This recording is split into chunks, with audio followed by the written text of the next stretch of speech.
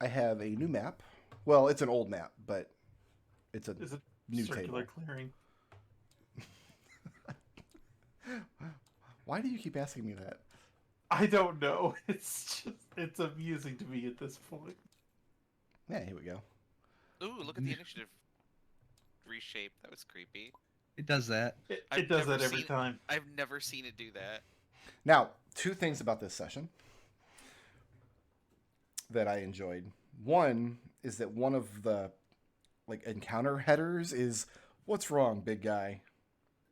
So that's funny. Hey. And another is that at one point in the session, it just says, "Make sure the players have at least one random encounter." I despise How is that random encounters. Well, there's a random encounter table in the thing you're supposed to roll on. And I looked at all of them, and I thought all of those encounters were stupid. So I just designed an encounter. So this is the first and maybe only time in the campaign where you're going to get a Brick Road original. You mean you're deviating from the book? No, the book specifically says... Hold on. But it's not random. You've constructed this. But this is an encounter that you have It says constructed this thing. the characters have at least one random encounter. Determine what they encounter by rolling on the such and such encounters table, or choose an encounter you like. I did choose an encounter I like. I'm still running it by the book. It's a Terrask, isn't it? There is a planet filled with Terrasks. Yeah. There is in the book. There is a planet just populated by nothing but Terrasks, despite there only supposed to being one in all of existence. I've been reading that second edition monster manual for 40 years now. I still have no idea what it means that the monster has a negative Thaco. Like, that math just doesn't work anymore. Everybody could take the benefits of a long rest after the previous session. And everybody was supposed to level up after last chapter. Did everybody level up? Yes. Now I make sure I got my new spell. We're all level 7 now, right? Yeah, my new spell's really dumb. I got it. Yep. What'd you pick? I chose Ralotham's Psychic Lance. Ooh, I was looking at that. You didn't go with silverier barbs? No, the next upgrade is gold, and then I platinum. went with banishment. Goldie barbs. Does it go Platinum barbs. titanium barbs? Electrum-y barbs. We don't do Electrum at this table. We pretend Electrum doesn't exist. As you should. Chapter 7 is entitled Trust Issues. To save their world from the Xaryxian Empire, the heroes embarked on a dangerous voyage across wild space. Along the way, they joined forces with a Giff Commodore, helped a vampirate captain quell a mutiny, and rescued a princess from the brig of the vampirate's ship. Not just any princess, but the daughter of their enemy. Dun dun dun! So you have brought Princess Zidali back onto the second win, which is Commodore Crux's living ship. Yep. Is the whole ship alive or just the tree?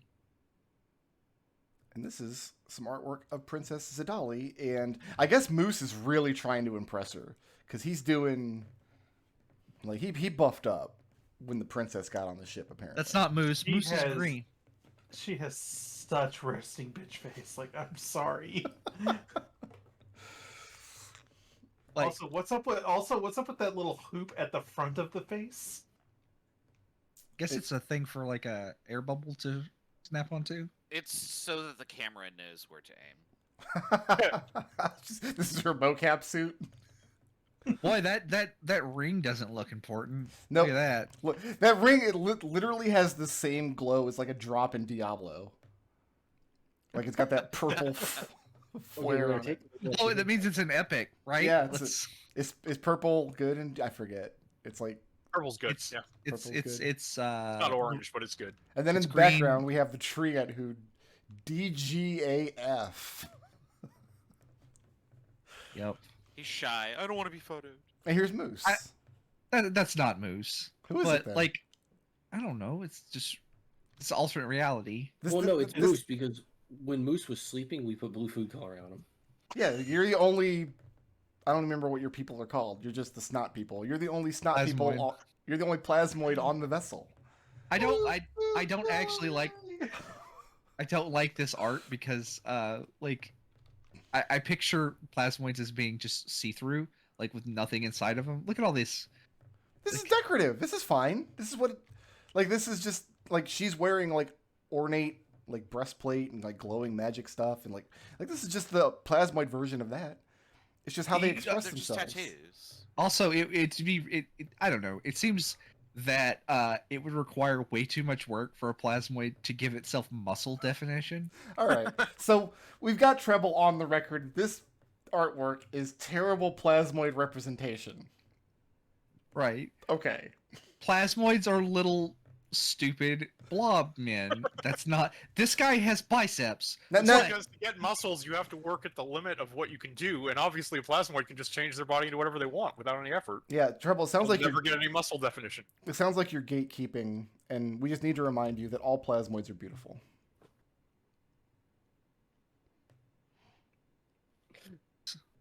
Okay. He's got nothing. He tapped out. I'm done. How do we feel about the treant representation here? I see no face.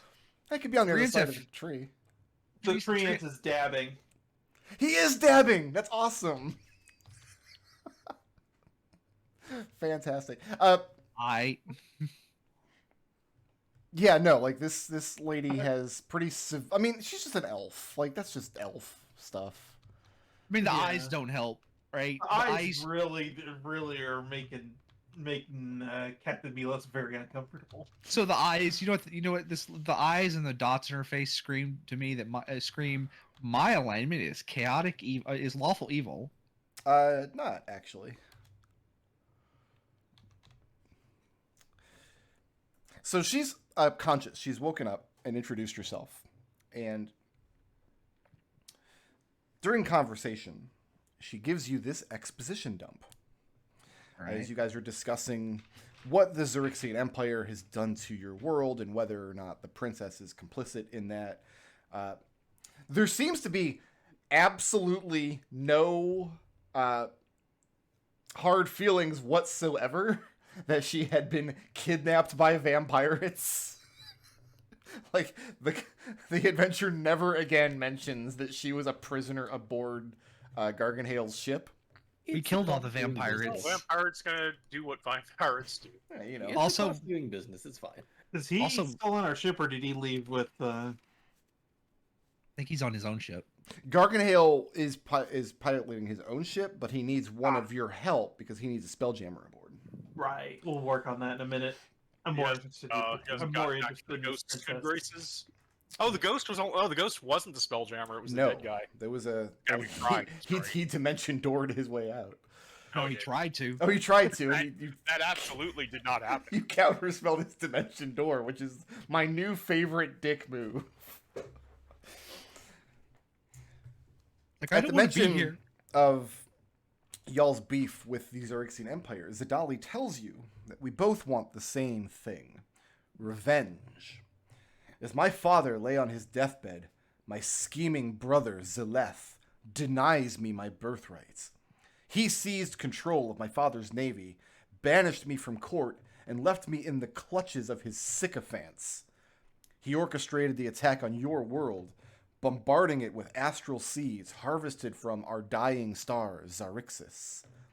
Once the crystal vines have drained all the energy from your world, they will discharge that energy in a beam of light back to Xaryxis, replenishing it. That's how stars and light work. Just don't think about it. Okay. Treble, stop! Don't you dare start making noises. So if we just get a big mirror, we can stop it. Zaleth instructed his minions to deposit me on your world, so that as I died, my energy could contribute in a small way to the light of Xaryxis. Fortunately for me, my ship was disabled and boarded by vampirates. Help me become Empress, and I will undo the damage Zelith has already caused your world. Too bad you didn't get to go to our planet. I mean, the small fishing village of Waterdeep is nice this time of year. Well, not anymore, because now it's covered in astral seeds. I just want. I'm trying. I'm going to try and say the phrase "small, quaint fishing village of Waterdeep" Yeah, every session Great. because it is I the agree. funniest. So funny.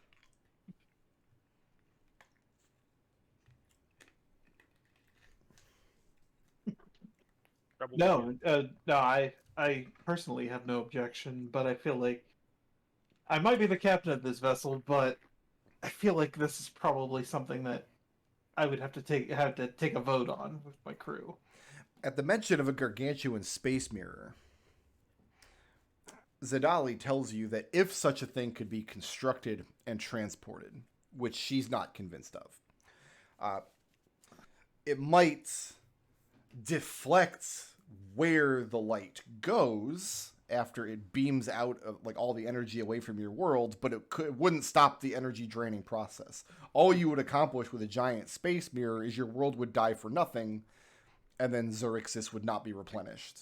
And then some other faraway system would probably be obliterated by the beam of energy.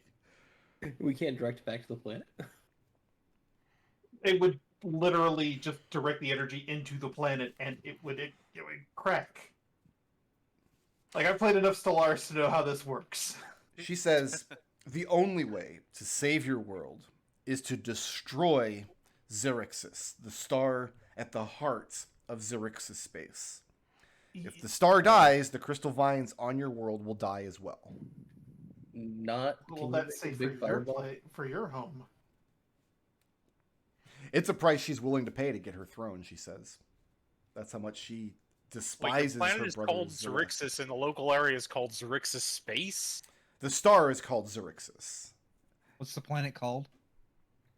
They don't have a particular planet. They control all the planets in Xaryxis space.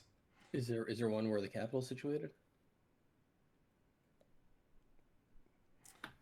Possibly. Sarge will ask, will you actually have a empire to return to if we do this? So okay. How are we gonna blow up a star? I don't think Naught can make a big enough fireball. So the gist of what I'm getting at is from the gist of what I'm getting here is that she is more concerned about she's willing to help us because not because she sympathizes with the plight of the common man, but because her brother betrayed her and it's she vengeance. wants Yeah. Might be more correct to say that she will deign to allow you to help her. As for Well, destroying the Sarge's- star, she says that any member of the Imperial family can destroy Xaryxis by performing a ritual at the Astral font in the Temple of Light, which is located in the Imperial Fortress. Why would you Why? do such a thing? Why would you do that? Yeah. She said that you wouldn't. It's not a thing that you would do. It's not part of the ritual. It's not part of my father's ascension or my brother's or the emperor's, whoever's emperor at the time. It's not part of their ascension to godhood to allow that to happen, but it is possible. And it is your desired goal, is it not? Mm-hmm. So you need a member of the Imperial House to perform this ritual. Her father is dying and her brother is evil. So what are your other options? Okay, so so- let me get this straight, Sarge says. You're so angry with your family that you're willing to destroy everything, and that coincides with our goal. Well, Are we right? Destroying the star wouldn't necessarily destroy the Empire. Lots and lots of wild space systems function without stars that burn this brightly. And this is where Crux has a little bit of knowledge about the situation as well, is that the Xaryxis system essentially steals energy from other systems through this exact process. The star has burned unnaturally bright for far too long. okay, so And to say that's to say nothing of the people who live on the planets that spin around the star. Would the gravity still be there if the light wasn't? magic. See, what's happening is you all are attributing things to Yeah. the word star that doesn't apply Right. in We're Spelljammer. trying to use physics. So, Physics don't apply. okay, let me see if I get this right. Yeah. So you have a twin Mm-hmm. who you claim is the evil twin, Mm-hmm.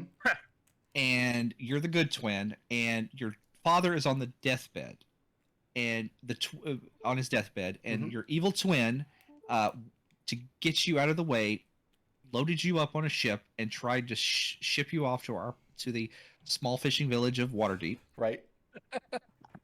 to die, Mm-hmm. and that you want to go back, get vengeance, claim your throne, and as reward for that, you're going to destroy the star Xaryxis to save our planet. So Well, And to that- save a lot that's of not- planets. To save, yeah, and that's not a huge deal to you because it won't destroy the Empire. The Empire, the Imperial Palace specifically, is located on a moon that orbits Xaryxis, which again, I know that's not what a moon is. If you're orbiting a star, you're not a moon, you're a planet. Spelljammer doesn't do science, we all know this. Or planetoid. So if we destroy the star, won't it destroy every planet in the system? No. All right. What kind of Okay, let's do it. how many soldiers are we going to have to get through to get you back to Xaryxis? Well, right now, you're not headed towards the Xaryxis space. You're headed towards Doom space, where Commodore Crux says that there's a coalition of people who are of like minds coming together against the Empire. Okay. So Xaryxis space is not your immediate Moose, destination.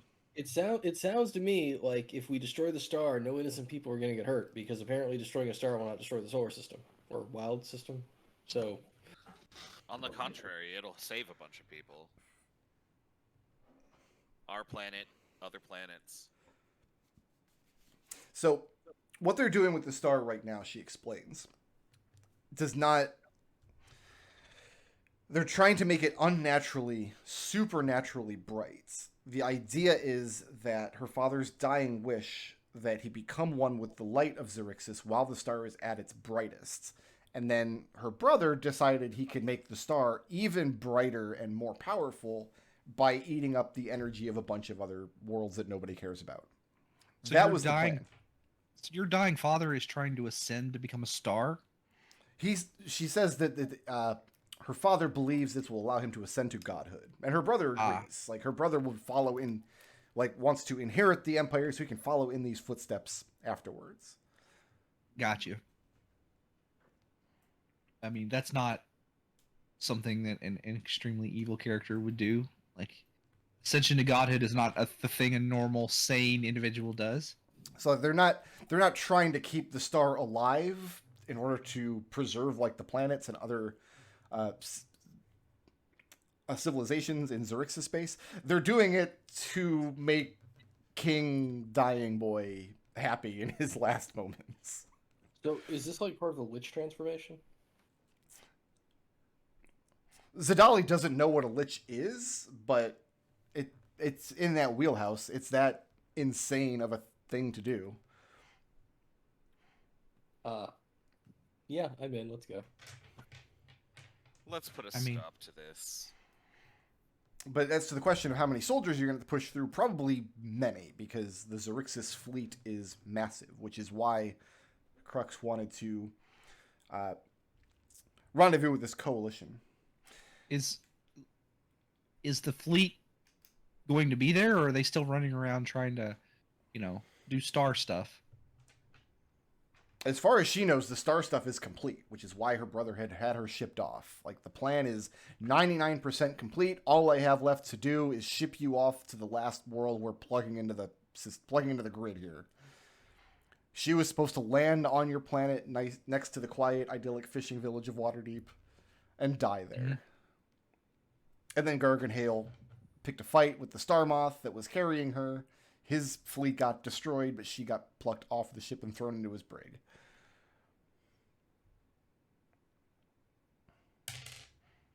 Okay.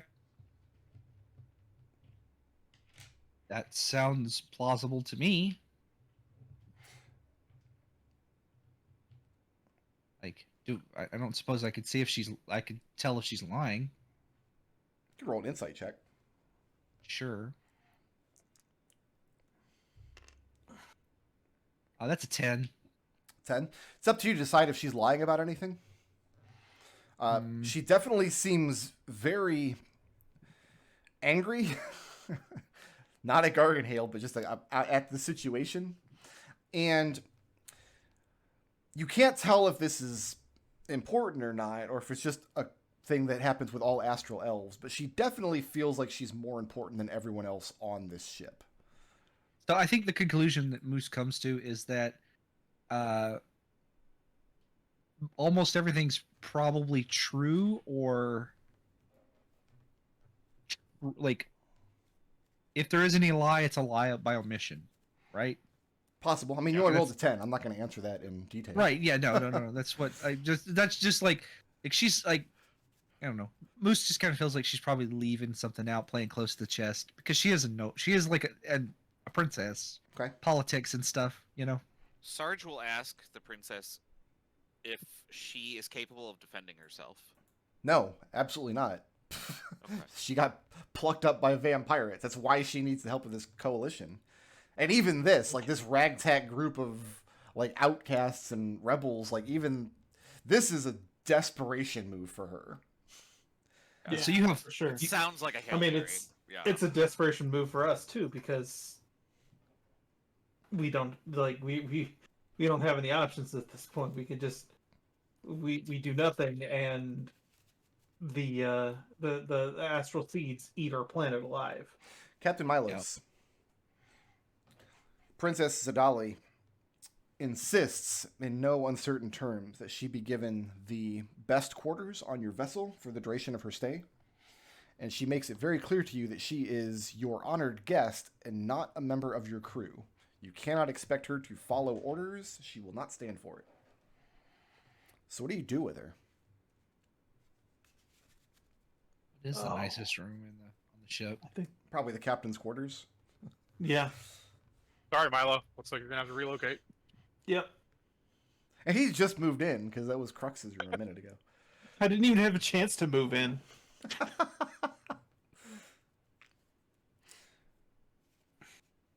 But yeah, no, I will offer her the captain's quarters, and I guess we'll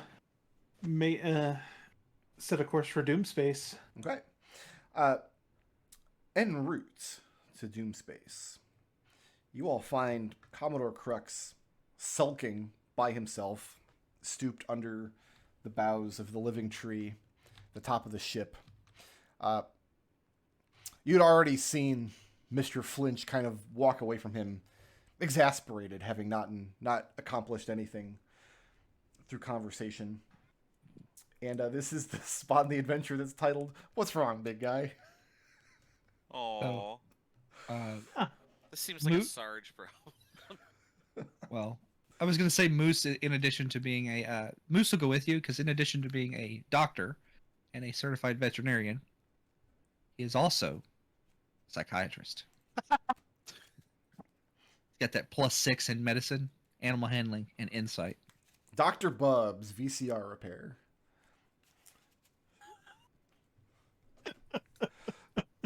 I don't have fingers. I can't hold the This the isn't soldering iron. going to be important for this specific scene, but which of you is going to serve Garganhale as Spelljammer aboard the Last Breath when you do embark?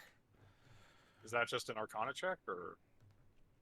I don't think it's an Arcana check. I think you just have to attune to the Spelljamming helm. Unless you're in combat and trying to do stuff with the ship, you don't really have to do anything. I think it's... Don't you have to be a spellcaster? Yeah. You have to be a spellcaster to attune to the Spelljamming helm, but most of you are spellcasters, so... I'm That's not. Isn't it like I'm out.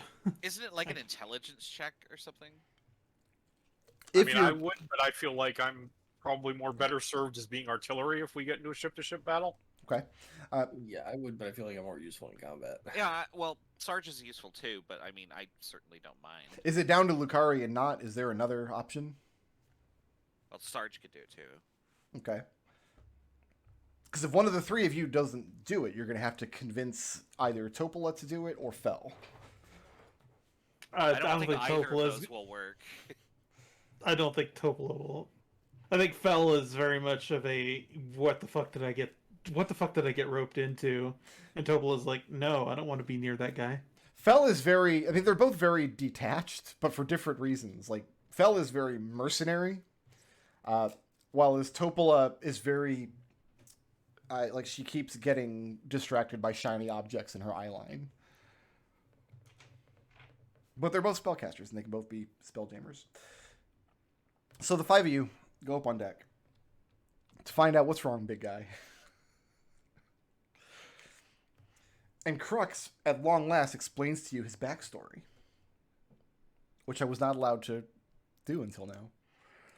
Long ago, he tried to destroy the Xaryxian Imperial Fortress in the Astral Sea, but his fleet was routed by Elven Armada.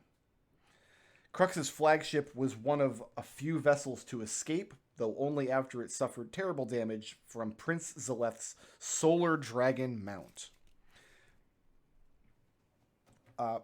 Hopefully the phrase Solar Dragon is very scary. Yeah, That is pretty distressing. It's like a giant, like an actual Is literal. there a giant. difference between a star and a sun? I think technically yes. You're a Mino. Well, you're a Bravel, because if you fly your ship at a thing called a Solar Dragon. But yeah, Crux just lost a lot of friends that day, a lot of people who trusted him, a lot of people in his command, and his hatred of the Xaryxian Empire is equaled only by his disgust at his own cowardice and failure, which is why you found him drinking himself to death on the Rock of Brawl, why he had kind of relinquished, like rented out his own ship. Sarge will say very gruffly, sounds like you have another chance.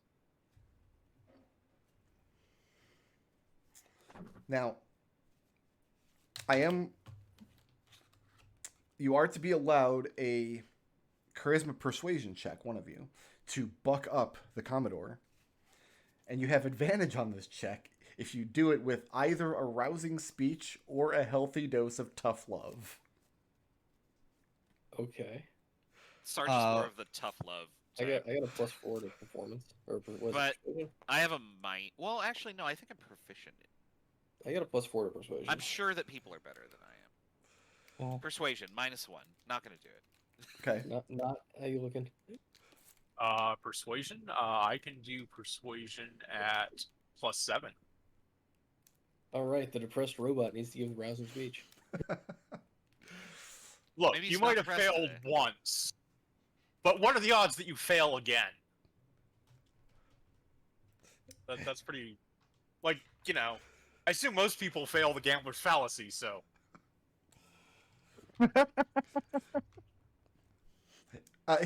Do you have an answer to the question? What are the odds that he'll fail again? Do you know? Not off the top of my head. 0, because we won't ever give up. You only fail when you stop trying. Isn't that right, Not? Or when you fail, but yeah, that's another No. time. And You can keep trying until you're dead. So as long as you're still breathing, there's a chance. I feel like the rousing speech and the tough love are kind of canceling each other out here. They're definitely at arms. Nah, go ahead and make that persuasion check. Make it at advantage. This is +7. Got a couple of dice. And we're going to have a persuasion of 20. Okay. Like a light switch flicking off, Crux immediately climbs back up to his feet. So you know what? You're right. Doesn't do any good to go through the whole campaign feeling sorry for myself. The past is the past. And as long as we stick together and keep our eyes focused on the goal, we will persevere and be victorious. And he thinks about it for a moment. Hear, hear. I think the time might have come to make contact with an old comrade in arms of mine. A man who I thought I would be forever too ashamed to stand in front of again.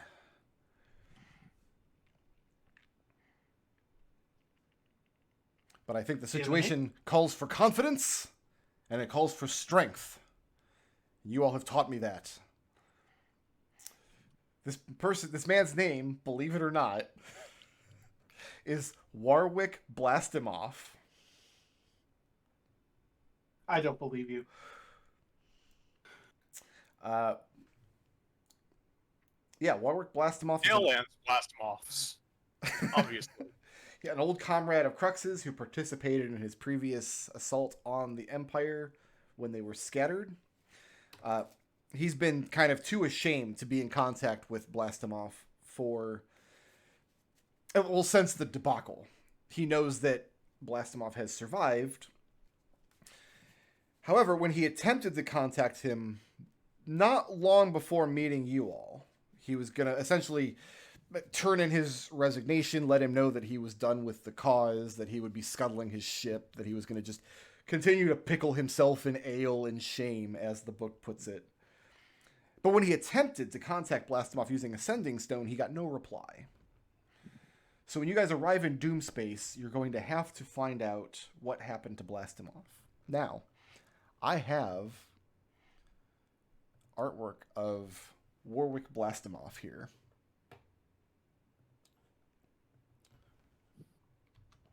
That's some GIF art. I That is some GIF-ass GIF art. fucking love this guy. This that is the giffiest GIF. I like how he's got a bugle. Is that attached to the stock of his rifle? No, I it's think not that's a the bugle. hilt of That's the his- hilt of his sword. Yeah, he's got his saber. Oh, right. He's got medals. He's got the. Sure do. He's got the pipe. This is definitely a very like old like I love like the old British soldier aesthetic that the GIF have. Yeah, this is a very like. Pip pip cheerio. Yeah, pip pip cheerio. We must hack through the underbrush. Show no quarters.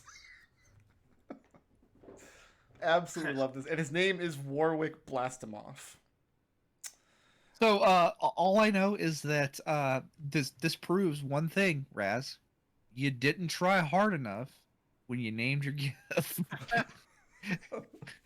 Do better next time. Oh man. Don't make Raz feel bad, Treble. Come on now. Listen, if I don't point out his How will deficient, I learn? how will he How learn? will you learn? Now, to travel to Doomspace, you all have to leave the wild space that you're in and travel through the Astral Sea, which is the empty silvery void in between wild space systems. This journey is going to take about 21 days, so the better part of a month. Okay. And the only thing you have to do to get there is once you're attuned to a spelljamming helm is you basically just focus on Doomspace and the ship will go. So you guys have 2 ships, which means you need 2 spelljammers. Right. So while they're figuring that out, Rickard, I have a question for you, a philosophical one. Mm-hmm. Do you think it's better that they abandon the phlogiston nonsense, or worse? I think wild space is just a word that means phlogiston. Like, I think that's the intent. They just. I have one question. Oh, go ahead. Finish your thought. No, that was the end of my thought. That was it. Okay. No, my one question that's slightly off topic is, can I ask the treant if I could hang a hammock up underneath him? Absolutely not. And sleep there while. No self-respecting treant would allow that. Aw. We literally had a campaign where there was a treant that had a treehouse and a hammock in it Yeah, well, previously. this is a no true Scotsman kind of situation. You're never going to be able to convince this treant that any real treant would allow that. He asks Milos if he can tie off a tiny little hammock to his bollocks so that the insects that live in his bowels can take a nap in your pants. I understand, and I do apologize for that. Can I put a bell on your tail so we know where you are at all times? No, absolutely not. So we do need to figure out who is spelljamming the last breath. Or you have to abandon the last breath. You have to leave it behind. What does it take to get the NPCs to do it? Bit to persuade them. which for Topola would mean you would probably have to do some adjudication in this relationship department. And for Fel, it probably means you would have to increase your pay. You can have my share. If you offer Fel your share of the treasure for the campaign, of which so far there has been zero, right? like virtually nothing. Like, Mousse is a little blob guy. He doesn't need anything. He's good. She shrugs. Like, If you're willing to do that, I'll sign off on it. do I have to fuck the vampire?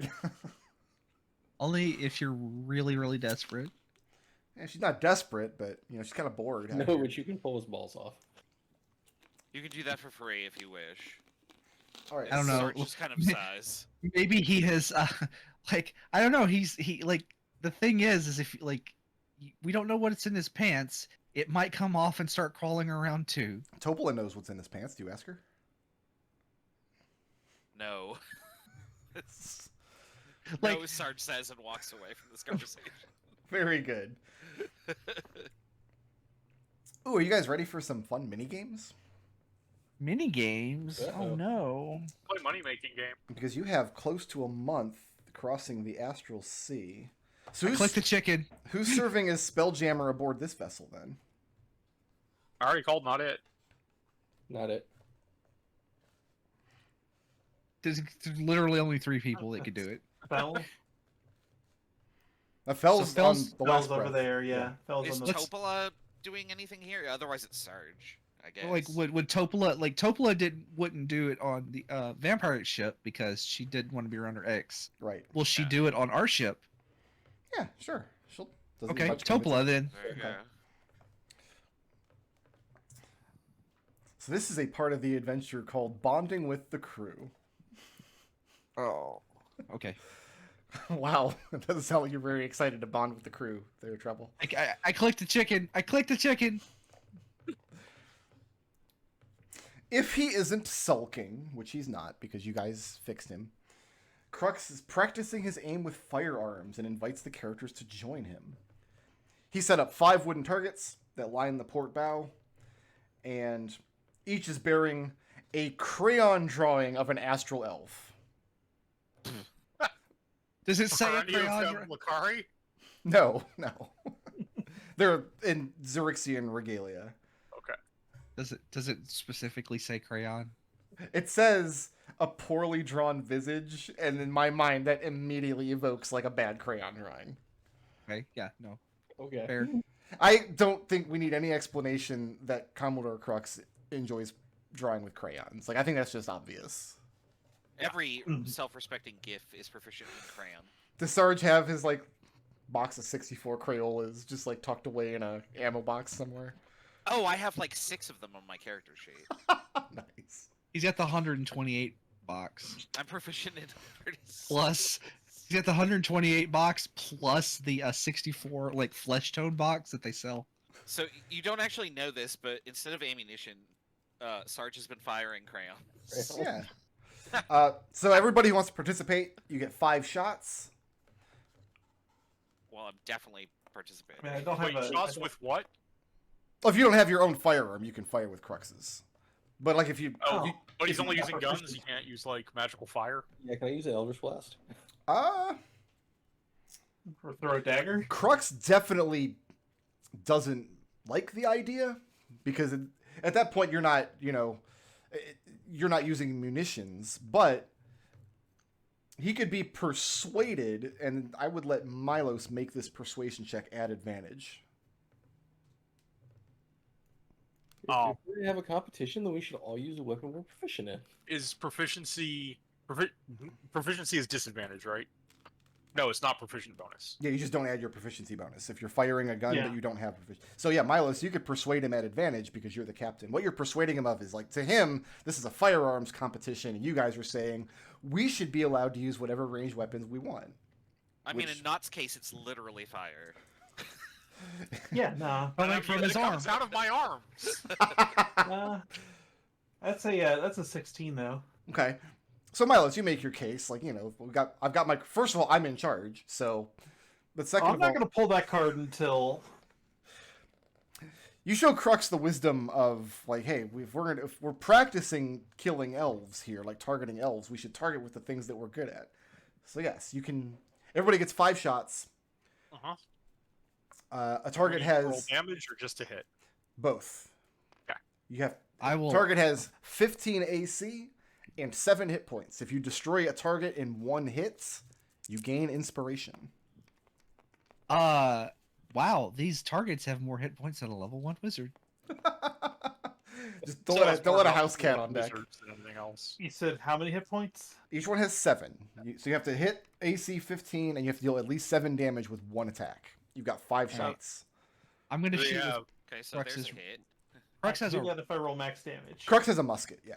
Okay, so a picture a little jelly man holding a musket, I am. It's wonderful. and Okay, first shot.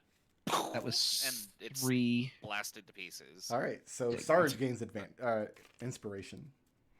Do I have to do this Ooh. 4 more times? Hello. No, you've already succeeded. Okay, That's, hooray. That's a 20 on the first one. That's 1. Oh, that's it. I'm just done.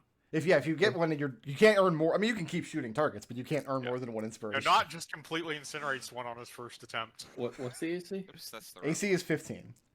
No, Okay, I got 3 hits, and I destroy 2 of them. Well, I destroy all 3.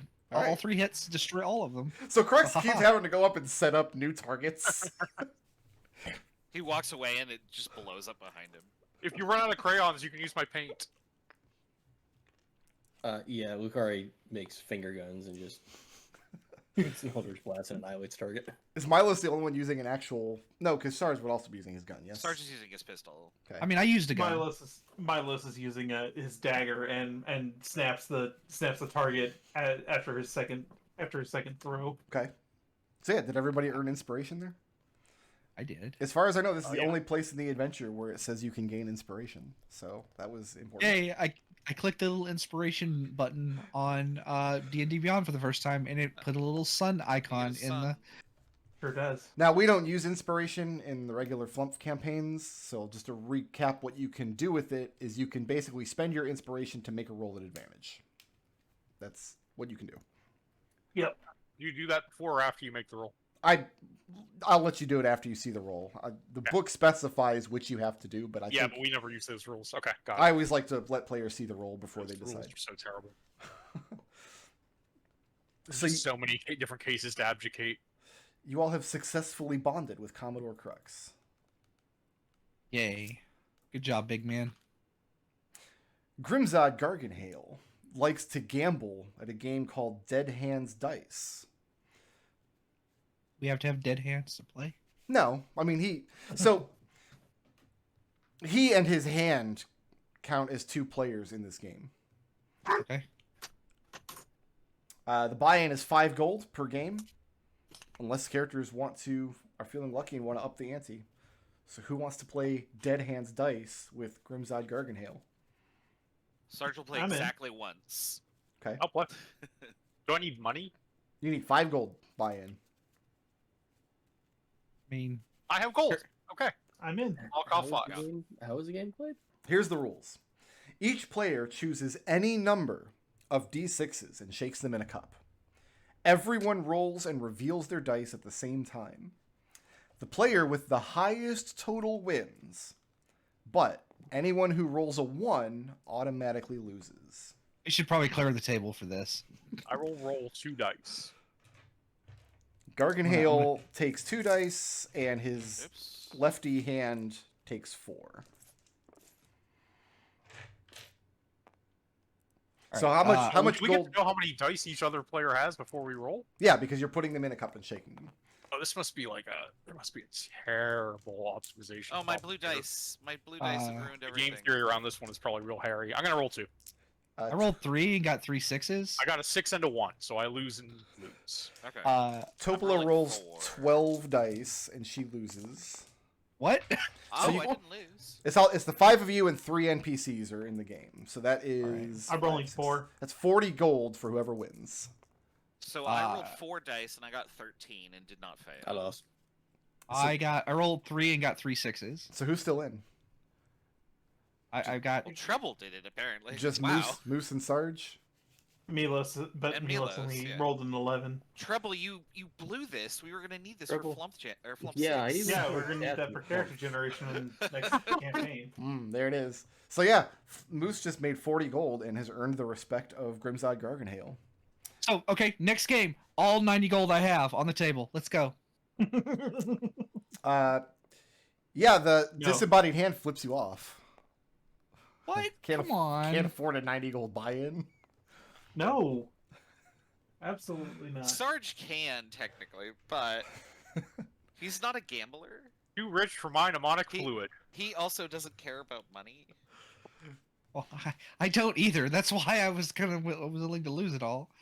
All right, That's let's fine. do I'll it. just hold it. No, No, let's go for it. Just me and you. Yeah, so I'll roll 5. If you're I'll rolling also 5. I'll also roll 5. Wait, actually, we don't have to roll the same number. No, you can roll We as many don't. as you want. So Are you Ready? rolling 5? yeah, I'm rolling 5. Okay, Sarge is gonna roll 1. I have a 2. Oh, wow. sorry. No ones. Oh, Look look at at that. that. Moose is up to Oh. 180 gold. And Neat. Sarge walks away from the table, but he does shake Moose's pseudopod. Well rolled. Yeah, Garganhail was impressed with that. Neat. Okay. Do I get second inspiration from that? No, you You, just get you the can click the sun a second time. you get the gold from it. Oh, okay. No, I was just wondering if they gave inspiration for that as No. well. You can only ever have one. Now, No, I know that, but Topola spends her time making fishing poles and lures. And anyone who likes can join Topola in doing some astral fishing. cool. So Moose is gonna pull out that trident he had tied a rope to. Okay. That's He's gonna sit next to her and go fishing. That's not how astral fishing works. You need a pole, a line, a hook, and either a lure or some bait. Can't spear. You want to be the bait? Spearfishing no. doesn't make sense in outer space. apparently. I'm not spearfishing. I'm literally holding it backwards and the rope is hanging off the end. Like Oh, we okay, did I see. on the whale. Gotcha. I already have my own pole. So Topola is going to do some fishing, and everybody who would like to do some astral fishing, make a wisdom survival check. You're looking for Oh. a DC of 15. Definitely doing this. Got it.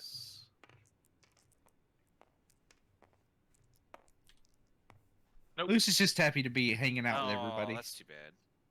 Yes. That's an 11. Should I use my inspiration here? No. Topola has fished up a tiny edible fish, good to feed one person. How did Moose do?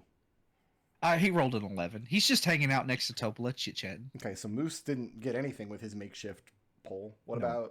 about Lukari? You got an 18. Lukari, roll a D10.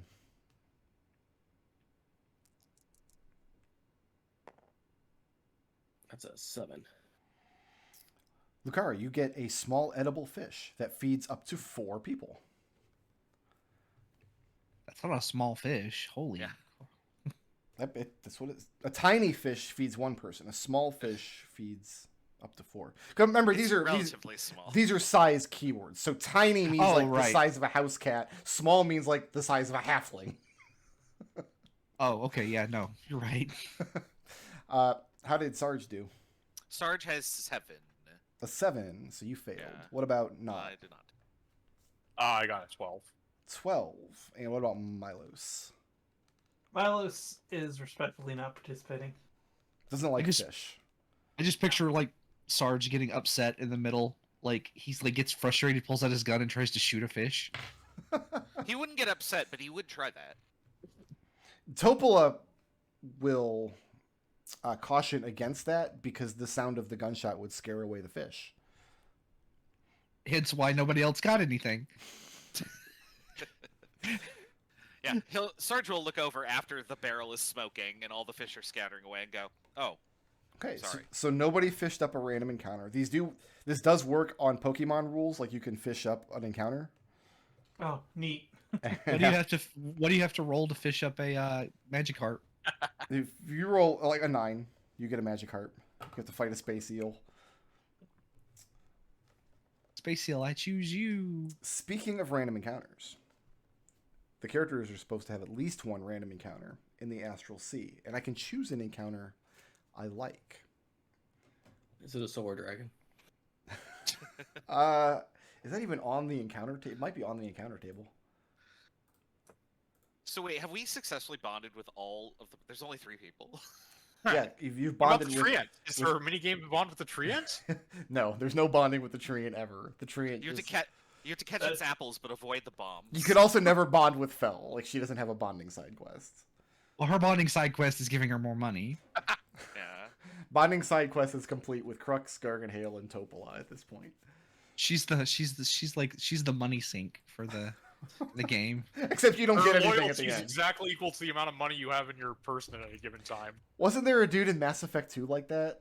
Like, there was a mercenary in your party that you had to keep paying? No, he was a DLC character. Yeah, You didn't have but to- he- yeah. You had to You pay. didn't have to pay him. He didn't have a You loyalty didn't quest because he was a DLC character. That was it. He did have a loyalty quest, and you did not have to pay him. He wasn't even a deal. He was like a day one pre-order Yeah. kind of thing. Yeah, he was. I gotta He was replay that DLC. The DLC character was the like ninja thief girl with the purple lipstick. Yes, Yeah. that's in 2. Yeah, that's what I'm talking Kasumi. Mass Effect 2. Listen, I liked the Mass Effect trilogy, but I loved Mass Effect 2. That's the only game in the trilogy that I would go Yeah. back and replay. Yeah, I agree with that one wholeheartedly. If you get a chance, they did make the combat a little better in the remastered versions of the trilogy. Mousse. For one. Yes. Traveling through wild space. You guys have gotten into this routine where you'll travel at your full spelljamming speed for some number of hours. When the spelljammers need a break, you've got to come down to your just kind of cruising speed, your 35 feet per round. And it's during those kind of breaks when you're able to do things like sojourn over to the other ship if you want to do some dicing with Garganhael or do some fishing off the back of the vessel. During one of these breaks, so Topola and Fel are both below decks on their respective ships. Mousse, you and anybody else on the deck of the ship hear what can only be described. At some distance away from you, creepy calliope music. Oh, is a circus in town? You just hear this. I I love the sound for now. First of all, Brick Road, there's no such thing as not creepy calliope music. Boo boo boo boo boo boo boo boo boo boo. That's my. Milos that's my sounds call. like it feels at home with that. No, don't tell A me. little ominous for my taste, but no, this is the kind of stuff I hear all the time. Can we Crux. use perception to like figure out which direction it's coming from? Yes, go ahead and give me that roll, Sarge. All right, let's see. Can I assist? I am trained in perception. It could be more atonal, don't you think, Milo? Yeah. I have 19. Some atonal undertones might actually improve it. 19. 19. Searching around, determining direction in the Astral Sea is like direction kind of doesn't exist here because it's a plane of thought, right? Like there's not actually physical space to be. It's complicated. So pinpointing an actual direction where this thing is in relative to your ship is more difficult than just like finding where it's loudest or where it's least echoey. You do manage to pinpoint off of the bow of the ship. So you're moving towards it, and over time, the music is getting maybe not louder, but more vibrant, more real. Sarge will point in that direction and say, that way. Do we have Sort of heading time? towards it. Like, we had a month, right? Do we have, and this trip is taking 21 days. Do we have time to go to the circus? Because I would love to go to the circus. That's not the circus. Crux. Are those what I think they are? Crux gets out his spyglass, looks out in the distance, which doesn't avail you of anything in the Astral Sea, I don't think. Nonetheless, he lowers it, and he gets a terrible look on his face. Are those... By God. And he hands the spyglass over to Lukari. Lukari looks through the spyglass, a terrified expression on his face as he sees the truth. Off in the distance, you can only see what can be described as a large orb, the size of which you don't know because you can't tell how far away it is because distance and size are meaningless in this place. But it's made of dirty, striped, faded canvas. Like this just ball of circus tent bobbing up and down. Oh, thank God, it's just a tent. I thought it was space clowns. That can't be real. That cannot be real. Crux. Lukari hands the spyglass over to Naught. Yeah, he hands it over to Milos. This is your orders, Captain? I suppose we should take a look. And Crux winces, because that's not the order he would have given, but nonetheless, he goes down below decks to rouse Topola to get the ship moving in that direction. After another few minutes waiting, the rest of you, even without the benefits of the spyglass, can see the thing started bobbing into view, and it's definitely veering in towards your ship. So you've probably got 2 or 3 more minutes before it intersects with your gravity plane.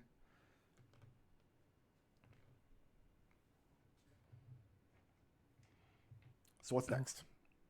Mousse is pulling on his gold coins because he won in the thing because he's going to ride all the rides. And the calliope music gets louder and louder as the canvas orb closes the distance. So go ahead and place yourselves on the deck of the ship where you'd like to be when this thing makes contact.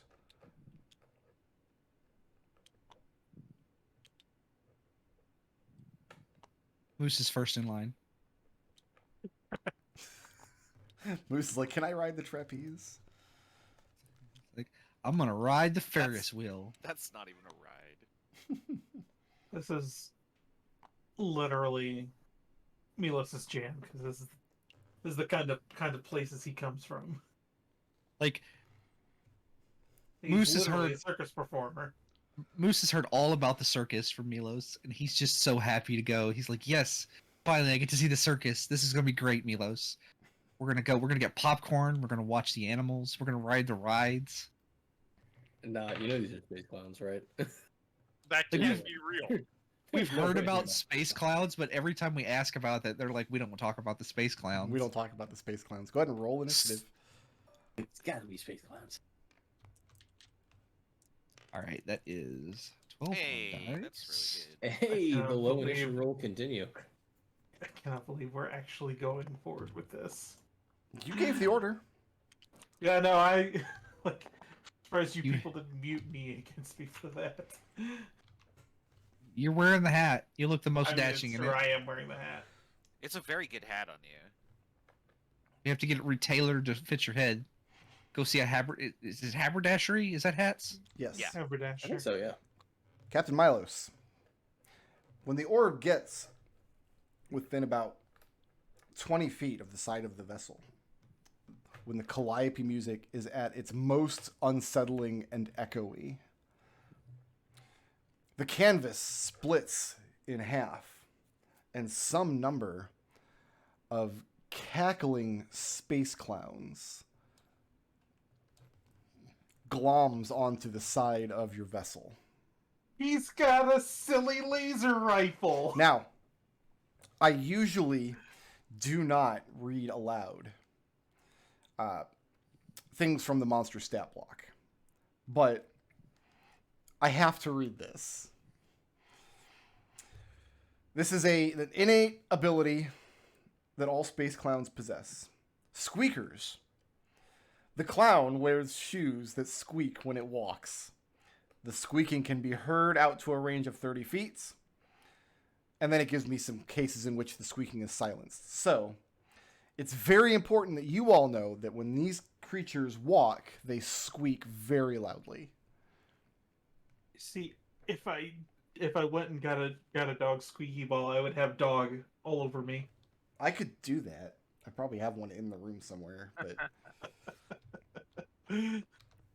yeah, so let's put some space clowns on the side of your ship here. Do you mind if I cast a spell before combat starts that lasts an hour? What spell? Summon Construct. What are you summoning? I am summoning a metal Mordon spirit. A Mordon? Yep. You mean Well, Modron? summon construct Modron? stat block, but you can take a Modron. Okay. What's this doing on this boat? What do you mean? What is where does the construct need a thing on the boat? A target token? Does it take turns? Yeah, I just put a token there. Okay. Oh, I see it. It's So white right now on white though. you have 6 space clowns clinging to the side of each side of the vessel. Do we see all the space clowns? Yes. Yes. All right. Let's just... Lose, I guess. Who's at the top of my order? All right. Up top, we've got Sarge with Milo on deck. Sarge is gonna lean over the railing and fire at this one, I guess. Okay. Yeah, it's climbing up the side of the ship. I mean, they're obviously armed, right? This is not. Oh yeah, they're armed with laser rifles. Natural 20. They literally get laser rifles. That I would like to also point out. They are armed with colorfully painted ray guns that work only for them. These toys are harmless in the hands of anyone else. All right. Let's see here. 23 piercing. Okay. Picturing the Against- I'm picturing the ray guns from Mars Attacks. Against my man here. Against that's the one. Because he's got a little higher to climb. How much damage? Let's see. 23. 23. And then Who's I'll attack again. Okay, he is bloodied. Does 27 hit? 27 You- hits. Do you crit on a 19? No, I wish I did. I crit on 20. That's what I just rolled. I need a. We need a Vorpal gun. Crits on a 19. And he will take 12 piercing damage. Okay.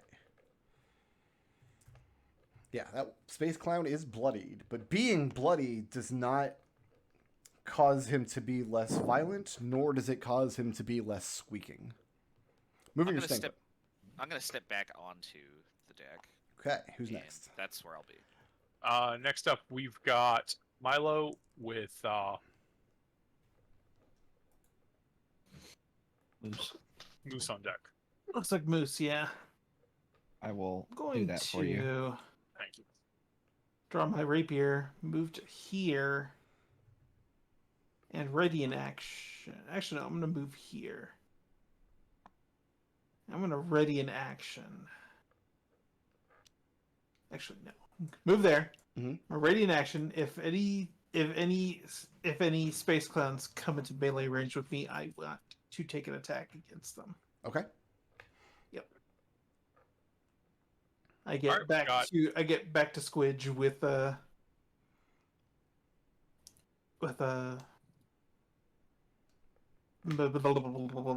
Who's next? Got Mousse. Mousse with Space Clowns. So are these guys down below or are they on? They are level? climbing up the hull of the ship. They will be on the deck on their turn. Can I punch? Can I punch this clown? Is what I'm asking. Not quite yet. You have to climb down Okay. to punch him. This is why you Alright. all just practice ranged attacks. Did you not remember bonding with Commodore Crux? Yeah. I don't have a gun. No. All right, fine. I will pull Mousse will fumble at his waist, pull out 2 daggers, and throw them at Okay. this guy. All right. Attack number 1 is a 8. An 8 will not hit. Attack number 2 is a 20. That'll hit. And let me see if I can apply this to a weapon attack or if it has to be an unarmed attack. Give me 1 second. Too many things on this character sheet. When you hit a creature with an unarmed strike. Okay. What about stunning strike? Can I stunning strike when you hit with a melee weapon attack? All right. I need that guy to make me a Constitution saving throw, please. As I roll the damage on this dagger. 16. Okay, he passes. He's not stunned, but he does take 9 points of piercing damage. Okay. Dude, I guess my daggers just clatter to the gravity plane. Yeah. You would just float down there until they get knocked off into knocked out of the Okay. gravity plane. Yeah. Okay. So for the first time, I'm going to key point dodge. Okay. Alright, we've got Space Clowns with Naught. Great. I do believe that is actually the first time I've done that. Is this Operation Chill? Like, I can't reach them. I can't reach yeah, them. no, I checks out, but He'd have to climb up here. I literally tried to stun him by throwing knives at him. Okay. Let's start with Crux.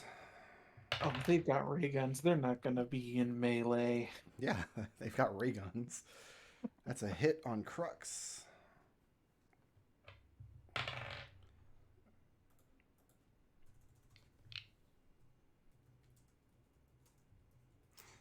Let's do Milos. Milos. I have a 10 to hit. Sure. 10 does not hit. Mousse. Yeah. I have a natural 20. No, that doesn't hit. Yes, it does. Oh, this guy hasn't climbed up on deck yet. He doesn't really have anywhere to climb. He can climb right here. That's safe. That was the third one. Let's do Milos again. Milos, I've got a 21 to hit. That'll hit. Okay. Let's do... I got 2 up on the stern castle. Let's do 1 for Naught. Naught, I have a 20 to hit. Yep. And Sarge, I have a 12 to hit. oh, that doesn't. Nothing? Okay. Nope. Knots. It's going to be 9 points of psychic damage. And I need a wisdom saving throw, DC 12. This should really be an Hold intelligence saving throw, but I'm reading out of the book. Okay, so I maintain concentration on my spell, Okay. first of all. And you said a DC 12 Wisdom. Wisdom saving throw, DC 12. That is a fail. A fail. That's fun. Sarge. Missed you. Milos, I hit you. Yep. It's going to be 11 points of psychic damage, and give me a wisdom saving throw, please. I am going to uncanny dodge that down to 5 damage. Fair enough. And a wisdom saving throw, you said? Yep.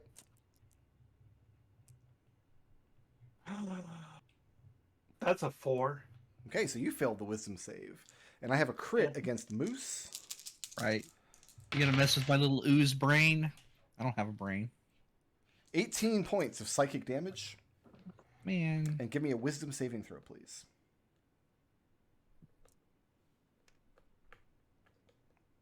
Man, I'm rolling poor. That's a fail. That's a 10. Everybody failed? Crux, Yeah. Mousse, Milos, and Knots. Yeah. How much damage? 18, I think. you 18 said. points, yes. Yeah, I think it's 18. On a failed save, the target perceives everything it sees or hears as hilariously funny and is incapacitated for 1 minute. Target can repeat the 1 saving minute? throw at the end of each turn. So yeah, until you guys pass that save, you think everything you see and hear is hilariously funny. Crux Would immediately you be starts. opposed to me using my inspiration right now on that save? No. It's a little suspicious that you waited until you saw what the effect was. But I completely forgot I had it. Anyway, I still failed. okay, that's funnier Oh, for no. me. So yeah, Crux is immediately just belly laughing at the situation. Yeah, same. Does Mousse doesn't laugh per se? He wibbly wobbles. I don't have a brain. He burbles. So yeah, Sergeant Lukari, you're kind of on your own now. He sounds like Pom Pom. That was all 6 of my clowns. Who's next? Naught, who is incapacitated. No longer. Oh, Still incapacitated. My construct dodges because I haven't given it any orders. Okay. Did incapacitation remove concentration? No, I don't think so. Okay, got yellow token with Lukari on deck. I will double. Yeah, no, incapacitated just means no actions or reactions. Yeah. So I think if that is correct, you could still move. you can Yeah. move. Yeah. Yeah, Okay. so you can move if you want. Yeah, let's back up here. And moving is But so funny. Oh, ordering the construct doesn't require an action. So can I, between laughing, give it orders? As long as the orders are really funny.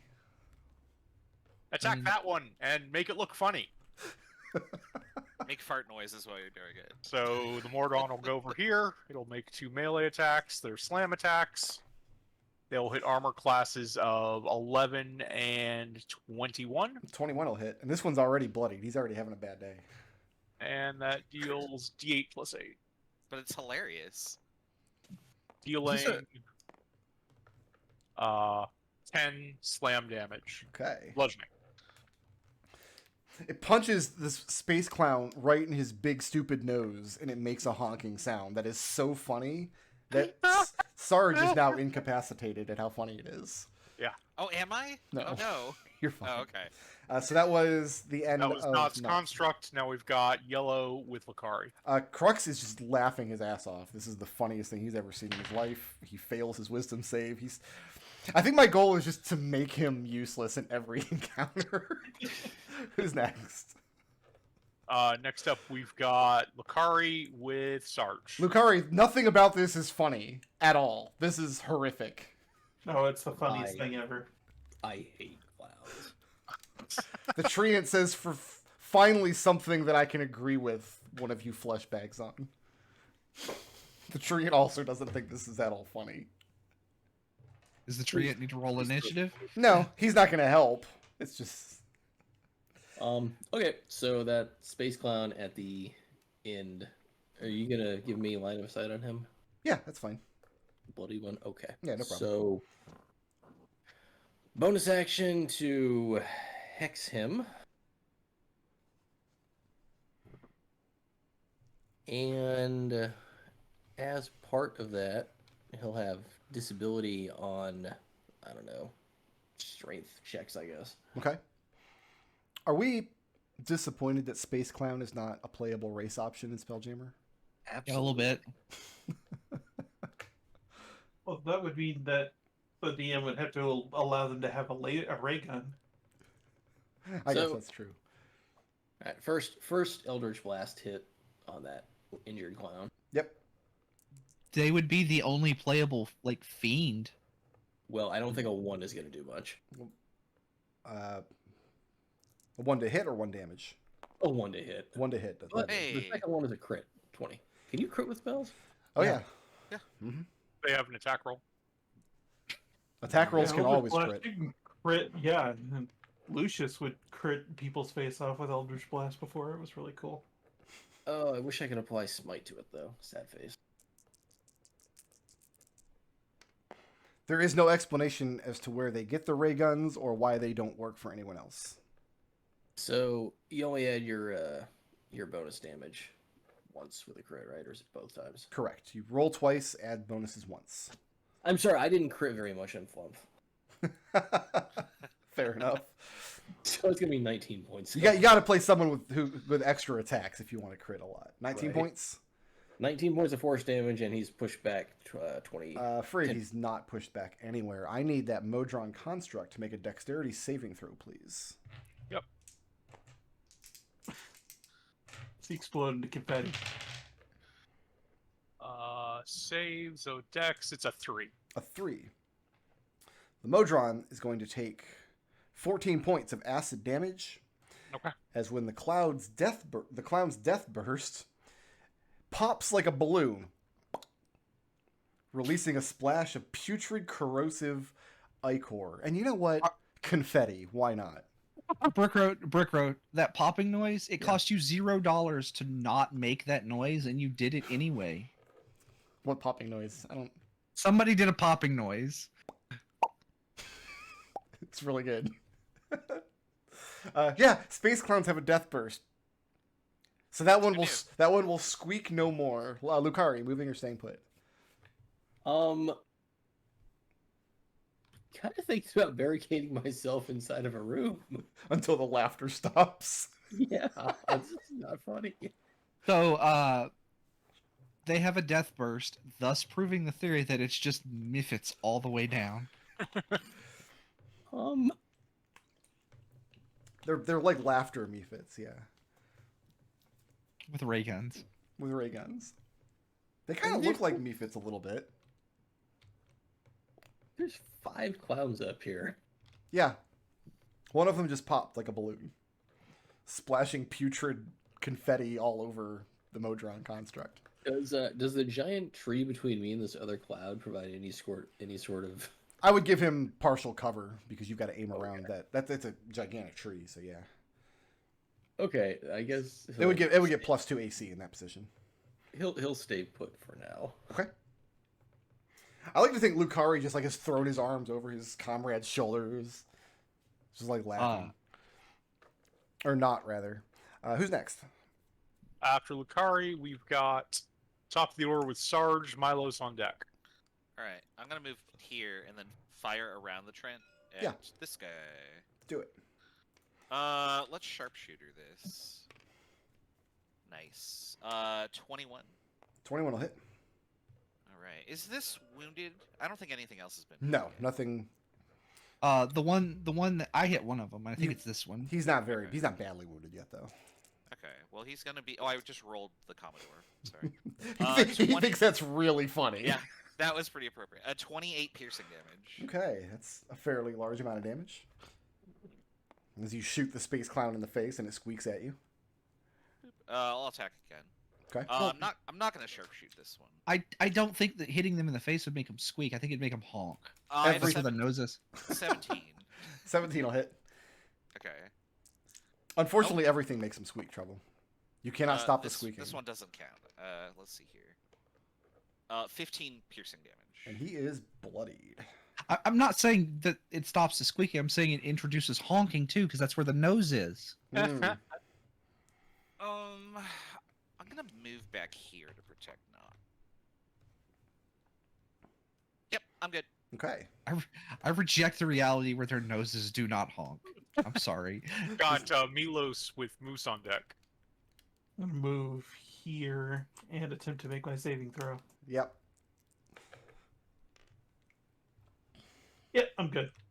So this is no longer funny to you. This is significantly less funny. You see, you have tears streaming down your like your cheeks are hurting, and you're like coming out of it now. Got No. Mousse with Space Clowns. My family's clowns are funnier. Mousse is gonna go in this room right here. No, this one, right? This door. So he's gonna go in the door and he's gonna try to make his saving throw. Okay. God damn it, Moose, get back here. Is this a charm effect? No, Oh, okay. In that case, I don't pass. it's not an anything effect. it's It's hilarious. is it's what just it really is. funny. And- oh, Yeah, you're Okay, incapacitated and charmed. So you're still laughing? I am still laughing. What's funny when you go into this room is like the walls are made up of the tree roots, and like you hadn't noticed that before. It's like you're down below the tree and dingle dangle. Dingle dangle. That's where you can hang the hammock. You just hear you just hear Moose go dingle dangle. Who's next? No Got, context. Space Clowns with Naught. Okay, space clowns. Crux is dead. Is Crux dead?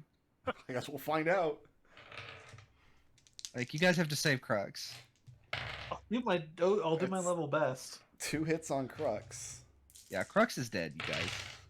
Because he doesn't give NPCs death saves. Just bear with me one moment. You're never gonna believe what their melee attack is. Oh, it's got to be a pie. No, it's got to be a little squirt flower. Is it a no? It's No, not a no, melee attack though. no. Joy buzzer. Joy Buzzer is correct. Oh. As 2 of the clowns close in on Crux with their Joy Buzzers and deal 4d6 lightning damage. With Yeah. their melee attack. Milos. These 2 are gonna shoot you with their ray guns. Moose, is that door open or closed? Closed. Okay, yeah, they're both gonna shoot Milos. No. One's gonna shoot Milos, one's gonna shoot Lukari. Milos, I've got a 12 to hit. 12 does not hit. Lukari, I've got an 8 to hit. No. And then this boy here is going to... Who's down? Nobody's close to these stairs. So he's going to shoot Sarge. So he's actually going to step over here to shoot Sarge, and then he's going to step back when he's done. So he can shoot around the tree. So I have a question. Is Yeah. this like actually a wall? No, it's just part No, of the okay. deck. It's just part of the deck. Yeah. Okay. The whole ship is part of the treants, Yeah. specifically. Sarge, I have a 15 to hit. No. All right, so the ray gun misses. So yeah, Crux is being electrocuted to death, and he thinks it's extremely funny. Who's next? I've got Naught with yellow, so Naught just can't stop laughing. Or not. Let's find out. Pew pew ray guns. I love pew pew ray guns. Okay. Stops laughing. Also orders his construct to go and kill that one. Not funnily this time. Just kill it. Just do your job, goddamn job. So 2 slam attacks from the Modron construct. Okay. Those hit a 17 and an 11, 17 will hit. dealing 15 bludgeoning damage. And I need the Modron to make another dexterity saving throw. Another 3. 5 points of confetti acid damage from the death burst. That's it for Naught. We've got yellow token with Lukari on deck. Just slime, ichor, I confetti, believe in and you. I believe in you, Commodore. Who perfectly timed the pop sound. Commodore Crux is still laughing and Ugh. being electrocuted. we need to get him on the other side of the ship. Yeah. Mousse is like peeking out the window, like the little window here, going, they're killing him. That's so funny. Who's next? Also, at him I will Next point is out, Lukari. the ray gun does not say once you've passed to save, you are now immune to the effect, which most of these effects do say something like that. They can ray gun you as much as they want. Oh no. Lukari. So there's no, so it doesn't have it's not a status effect. well, It has no incapacitated. restrictions. It has no restrictions. Yeah, basically. Like, that's why they're trying to shoot Milos again, even though he's already shaken it off once. Typically, an effect like this, once you pass the save, you're immune to it for the rest of the encounter. Lukari, space clowns are happening. It's your worst nightmare. Yeah, they are. Let me see where I can move to. Whose butt? I do admire the restraints on the writers of Spelljammer that they didn't spell space clown with a K. I mean, that would be Thanks, I hate it. borderline copyright or trademark I infringement. feel like that's like 5 years too early. Alright, Lukari does not like space clowns. Nobody likes space clowns except for Mousse. Mousse thinks they're hilarious. Can we be on the record here that Lukari just hates fun? Prompto also does not like space clowns, apparently. He's very upset now. Oh. Lukari is going to go between these two. Okay. Oh, hey there, opening. They both reach over for a handshake. Get the Smurf off my boat. Well, it's Milos' boat, but, you know, I appreciate the sentiment. The energy is good. He's a boomer, so So bonus action is going to be to switch the hex to the one in front of him. Okay. And then we are going to Booming Blade. Are millennials allowed to use Booming Blade? Yes.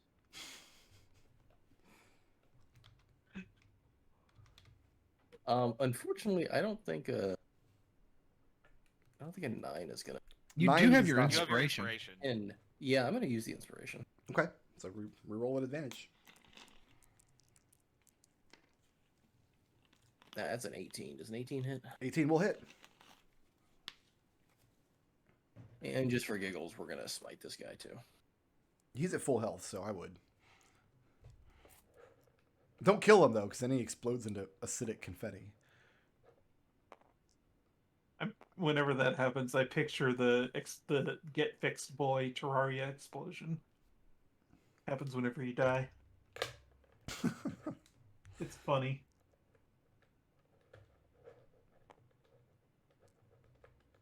Plus Booming Blade. I see why you wanted to inspire this. That's pretty good. That's gonna be 40 points of damage. Okay, my man is bloodied. The booming is almost as loud as the squeaking. The boom is one really loud squeak. And Lukari will stay there. You can play a Gotcha. space clown and reskin it as Squeaking Blade. And he's gonna stare the space clown in the face. Got Right. Milos with Mousse on deck. Milos, nothing about No. this is funny. You skipped me. No, Oh, skip Sarge. Sorry, sorry, Sarge. Yeah, that was my bad. Yeah. nothing about this is funny. Nothing about this is funny. I'm gonna stand up here, and I should be able to target these two. Oh yeah, right? absolutely. I'm gonna hit the one that Lukari wounded. I don't think I need to sharpshoot it. I just want to hit it. I probably should have. 23. That'll hit. And he will take 13 piercing damage. Okay. Now he is severely bloodied as you shoot him right in the clown. Oh, no, not in the clown. I'll shoot him again. I have 23 to hit. That'll hit. I only get the green die here.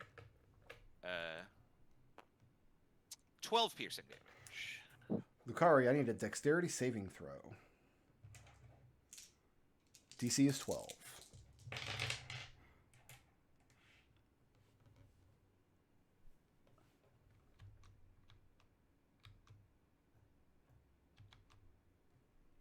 Oh, did we lose him?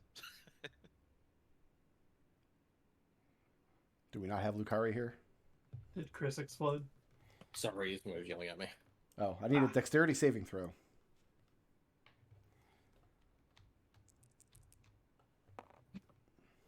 It's a 19 plus some stuff, 22. So 4 points of acid confetti damage. 8 points, you can chop that in half down to 4 with a pass save. As Sarge kills the clown next to you. Sarge, is that it for you? Yep, I'm good. All right, who's next? Next up, we've got Milos with Mousse. Milos, that clown exploding into a cloud of acidic confetti all over Lukari was a little funny. It was a little funny, but it's overridden by the fact that my good Commodore is getting electrocuted to death. Well, Crux thinks that's extremely funny. Well, I don't, so I'm going to go ahead and stab this clown with my rapier. Okay.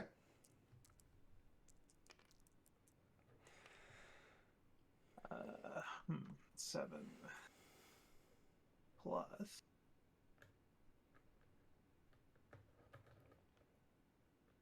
14. 14 will not hit. Yes, it will. Yeah, 14 will hit. Fully. My sneak attack is up to 46 damage.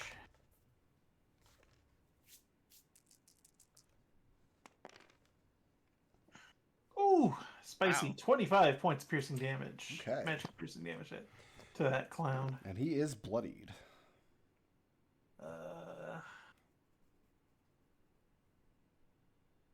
I will back off. Okay.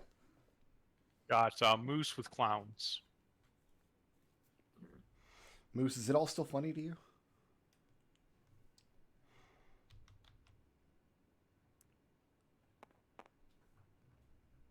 It's so funny he's muted. He's laughing so hard he triggered Discord's noise. My microphone mute button turned on for some reason. I have no idea why. That's pretty funny. Yeah. I'm going to use I used my inspiration to roll to end the effect, Okay. and I pass. All right. It's no longer funny. Right. And that is the end of my turn. Got clowns with Naught. Clowns. Let me see how far I am from these guys. 1 second. Right. 60. Okay. Start with Lukari. 3, 6. Let me know if either of them hit Sarge. No, they're not going for Sarge. Lukari, I've got a 17 to hit. That's a miss. A miss. What's your AC? 19. How's your AC 19? You're a warlock. That's exactly how. Oh my god. Milos. Actually, let's give a second Sure. one to Lukari here. Milos. Yes. Let's not hit anybody this turn. Who's next? We got Naught. So, how's the Commodore looking? Not bloody just yet. Okay. He can Alright. he's a big slab of hard Giff. And Please don't say that. 20. No, keep saying that. Say that again and again. Let's see here. I'm gonna need. Let's see. I'm gonna throw out a 3rd level scorching ray. So 2 beams on each of the 2 guys on either of his sides. Okay. On the one on the top, those will hit an armor class of 26 and 20. That'll hit.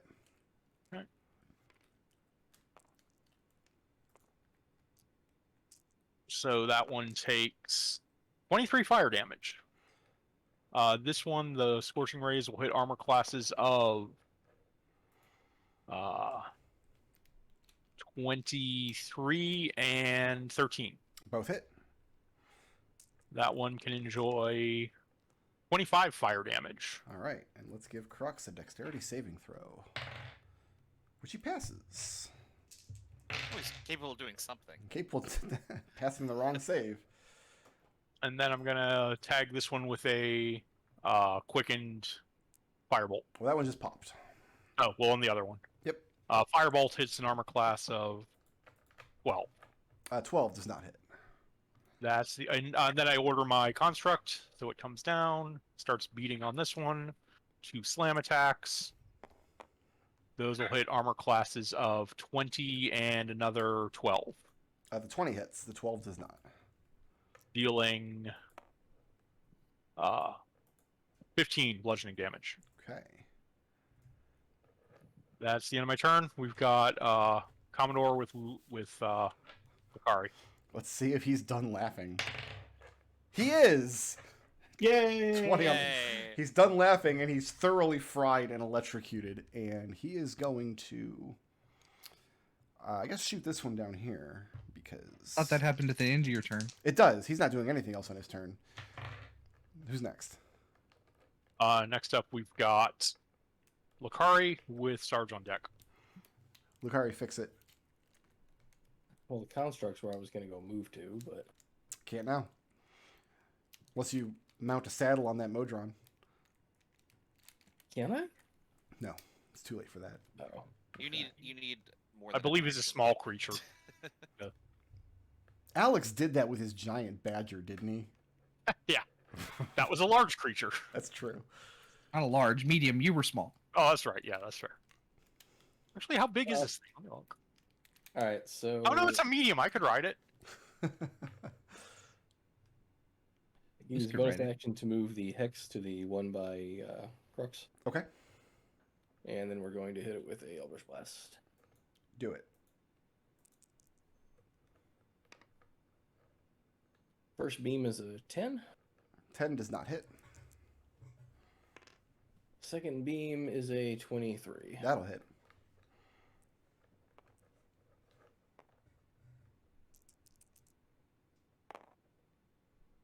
For a whole whopping 10 points of, well, 6 points of force damage, 5 points of necrotic. Okay. And it is bloodied. And it's pushed back 10 feet. Over the edge of the ship. Okay. Where it falls to the gravity plane? Yeah, it's got spider climb though, so it can just climb back up. Is that it for Lukari? And, yeah, it's going to stay put. All right, who's Got next? Sarge with Milos. All right. I guess I'm attacking this because that's what I can see. I'm gonna use a bonus action to cast Zephyr Strike. Okay. So I'm immune to. I cannot provoke opportunity attacks, and once before the spell ends, I can give myself advantage on an attack. I'm gonna do that right now, and we're gonna sharpshoot this thing.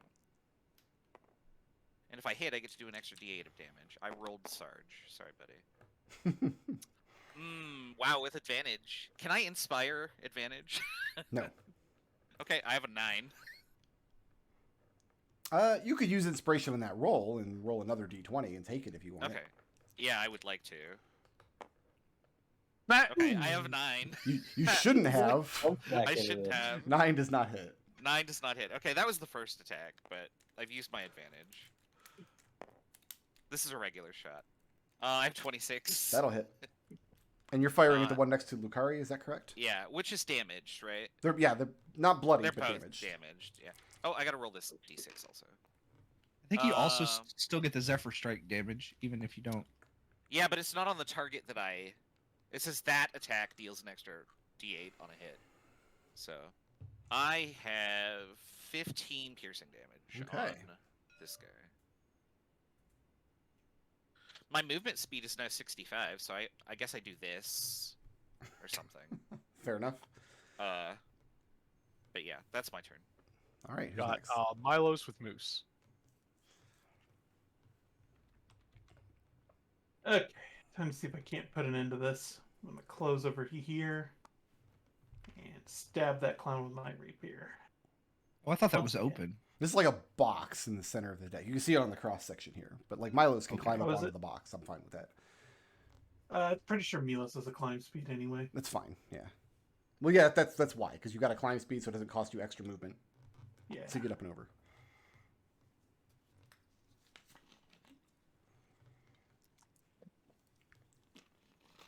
That's a crit. Uh-oh. Hey. That's gonna be a Sneak lot that more. attack. I need more dice. Excuse me. The table crashes. We haven't gotten there yet. That hasn't happened yet. We haven't had a rogue crash the table with d6s yet. Oh, look at all those ones. Oh, If you roll a 1, you automatically lose. Yeah. we lost 5 times. I lost 5 times. Oh, man. It's 24 piercing damage. Okay. Did you add your dex mod? No, I did not. 26. I need Milos and Lukari and the constructs to make dexterity saving throws. 17. 21. Yeah, 21. 10 points of acid confetti damage, which you Is- can cut in half to 5 for passing the dex save. Look at this dice right here. It's balanced on the edge. Yeah. I don't. Let me- It Table happens. says 17. No, it says 17, but I was like, Yeah, welcome to Tabletop Sim. That's I'm going to use a reaction to chop the damage down by 8, so I take actually nothing. okay. How does he dodge? Do you need to do that? Don't you have evasion? You should have evasion, yeah. It's a saving what? throw. Yeah, you know what? You're right. Deck save. Yeah. Is that it for Milos? Yep. I'm that's it for sorry, me. Captain Milos? Captain Milos. Oh, got Mousse with Space Clown on deck. Moose, are But you not gonna, hear- actually off the deck. are You gonna- hear a very angry re-sound as Moose busts out of the door, goes over, he looks around, he sees the space clown, and he jumps off the ship from over here to attack the space clown. Sure. All right. Just gonna go. Let's see. All right. Attack 1. Does a 16 hit. Yes. That is 7 points of bludgeoning damage. I need a Constitution saving throw. 18. Okay. Second hit is a 19. That'll hit.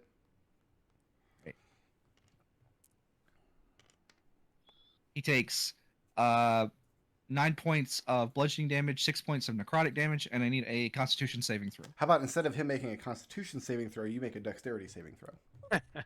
I would. Okay. Burkhardt said that like no you. I The pa- reverse card. I pass and take 0 damage.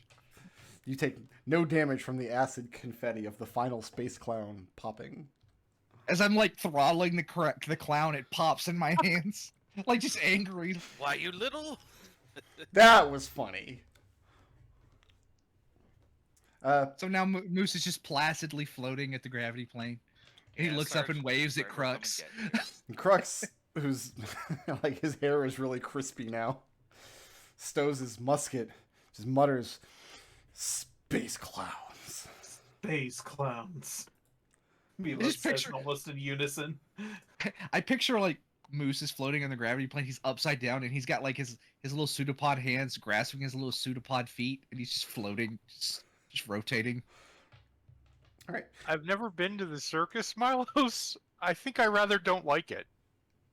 This is not indicative of other circus experiences.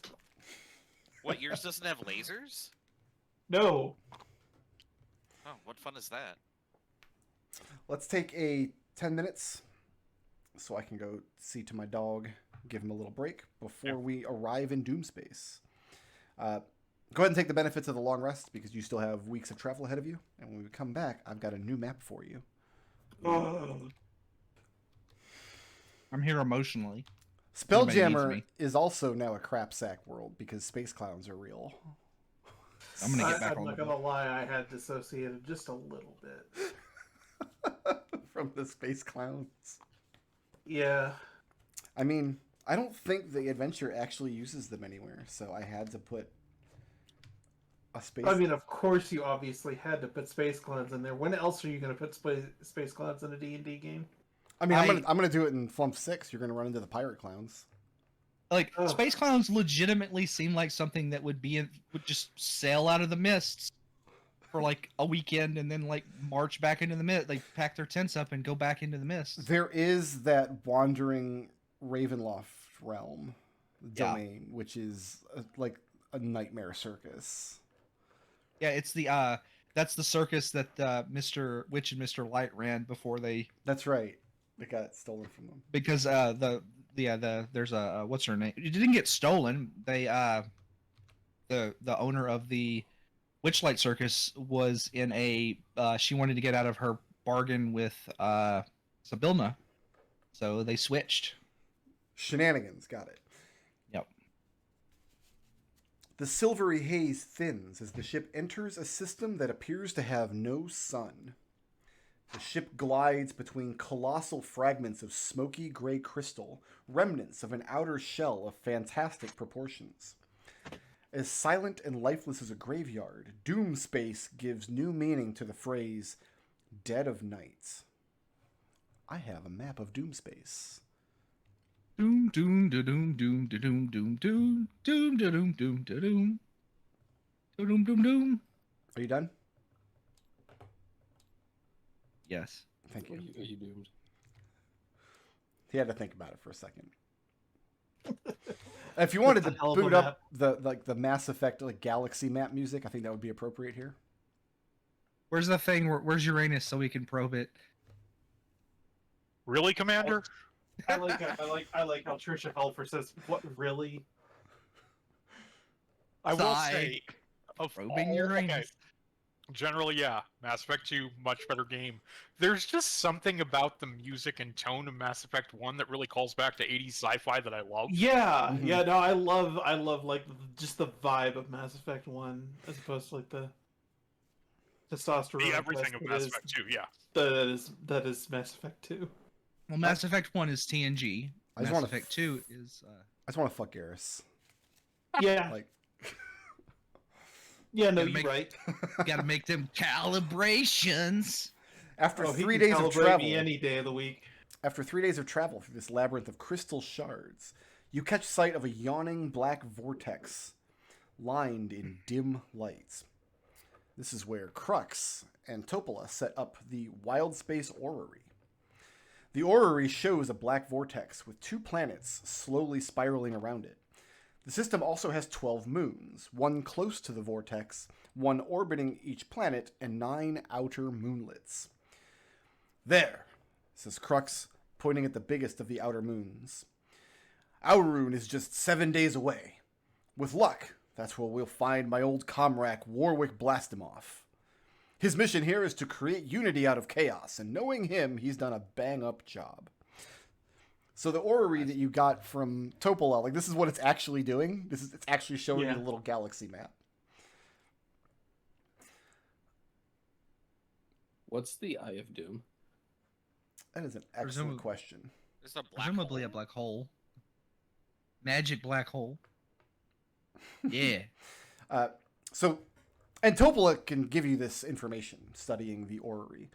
So the Eye of Doom is the remains of Doomspace's sun. It's just a lightless vortex that's slowly pulling the system's moons and planets and crystal shards into it.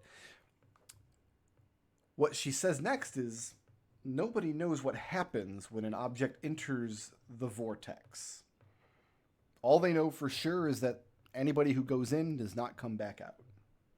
So it's like a very large sphere of annihilation. She doesn't know that for sure. Huh. With a sphere of annihilation, you can confirm magically that the thing has been annihilated. Not so with the Eye of Doom. Huh. How many people are trying to find out what's in the center? You go into the Eye of Doom, you end up in 7th Sea. There you go. So Vault. These little moonlets are labeled here. So Vault is about 100 million miles away from the Eye of Doom. And it's days away from disappearing into the vortex. Like the gravitational pull, like its days are numbered.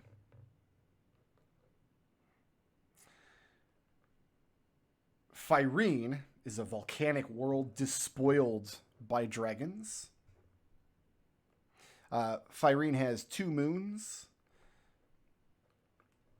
And they're both in danger of being grabbed by the black hole and torn away. Malice is a water world sheathed in ice. And then there are 9 outer moonlets. Most of these you will not have to worry about, but they are Yortz, which is a cold, swampy moon strewn with Kindori skeletons. Yaishin is a small barren moon owned by a lunar dragon who does not like visitors. Vokath is a moon composed entirely of toxic green gas. Thrid is crisscrossed with giant canyons of ice, and is one of the moons that are inhabited. This one is inhabited predominantly by Thri-Kreen, are the only like intelligent life there, but other kinds of monsters live there as well. Shalar is an ice moon where humans that have evacuated from Fyrene have built large camps, and dinosaurs roam the frozen landscape. Awesome. Lesk is the largest of the moon, and the largest moon of N. What is N? I don't see N on here. It's a giant dark desert. Inivar is a swirling ball of multicolored gas.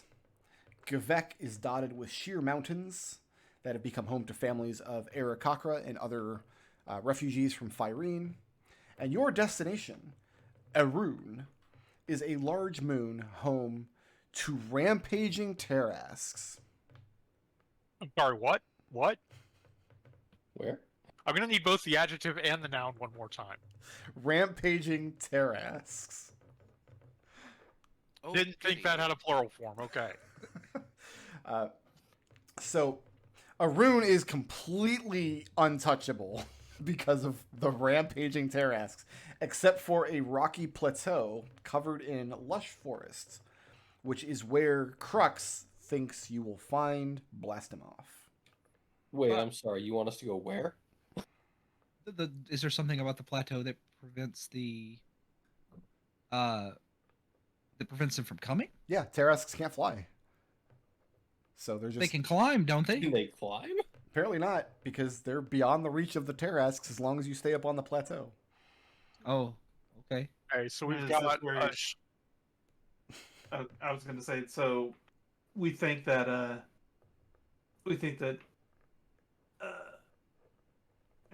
Commodore's old friend is holed up Crazy? somewhere on the on this plateau. That's what he says. Okay. we've got a shattered crystalline sphere within which all of these celestial bodies used to rotate. Still rotate. Okay, and then a giant maw of nothingness. Where are all the plants getting sunlight from? Not nothingness, Topola points out. They can't prove it's actually nothingness. Nothingness Okay. would be something very specific. Indeterminate. A giant sphere of indeterminateness. It's just a question mark floating there. Topola is How long probably has it the been only like person on the this? vessel who is not opposed to the idea of just flying into the Eye of Doom to see what would happen.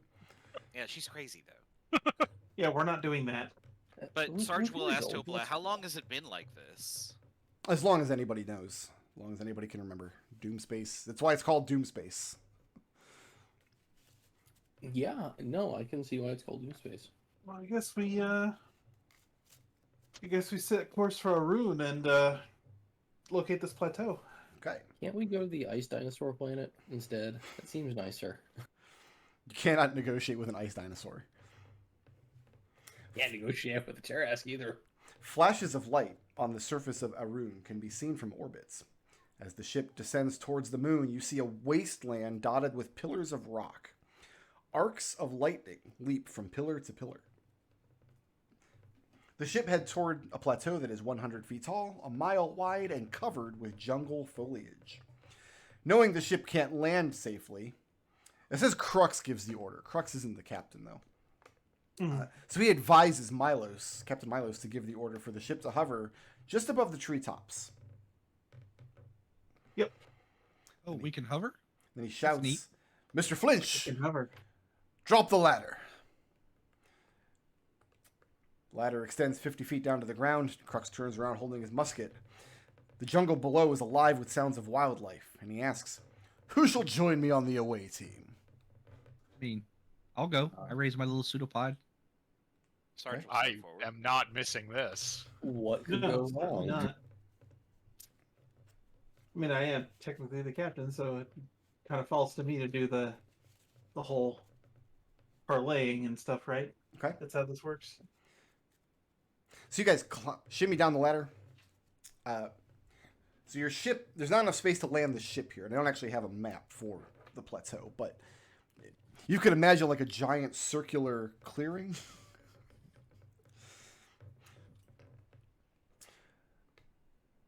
I wasn't gonna laugh, but then you laughed for growth. As soon as you guys put your feet down on the plateau, Crux and the five of you, a shot rings out. And a few seconds later, a uniformed Giff bursts through the foliage with a musket in one hand and a look of panic on his face. "Apologies in advance!" he shouts as he makes his way to the rope ladder. Pellets of radiant light fly through the air, narrowly missing you as several starfish-like plant creatures creep out of the jungle and advance threateningly. Let's go ahead and roll initiative. Oh my! I have to roll lots of initiative. Where are these What? plant creatures? So there's Crux on 10. I'm going to say that Blastomoff is orange, and he rolled badly. I am also on 10. Do you also have 11? I have 10. Okay. And then I've got blue, and I've got green. I'll go last. I am the magnanimous sort.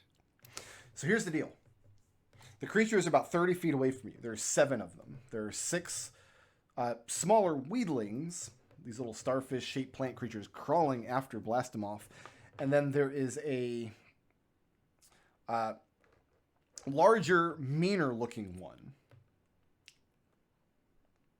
So 6 little guys and 1 big guy.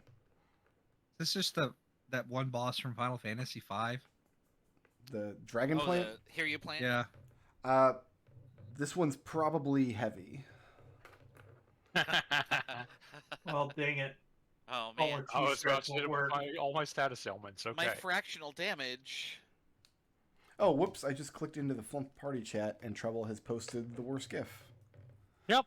Yeah. So Yep, that happened. who's Using that channel forever. Oh god, the main channel has it too. I pay for payment. who's, No, at it's everywhere. Going to a different Discord. who's at the top of my order? I've got Naught at 18.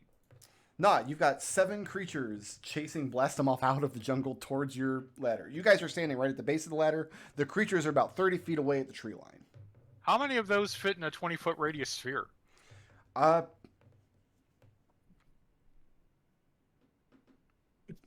That's a say very you can pointed question. probably get all of them if you're also happy to encompass blast him off in that sphere. Is there All right right, on his so- heels? Hold on. As an action, Yeah, I gotta look at some resources here. Give me a second. sure. Still kicking in all the tires on this guy. Features and traits. As an action, I'm gonna need 3 for that.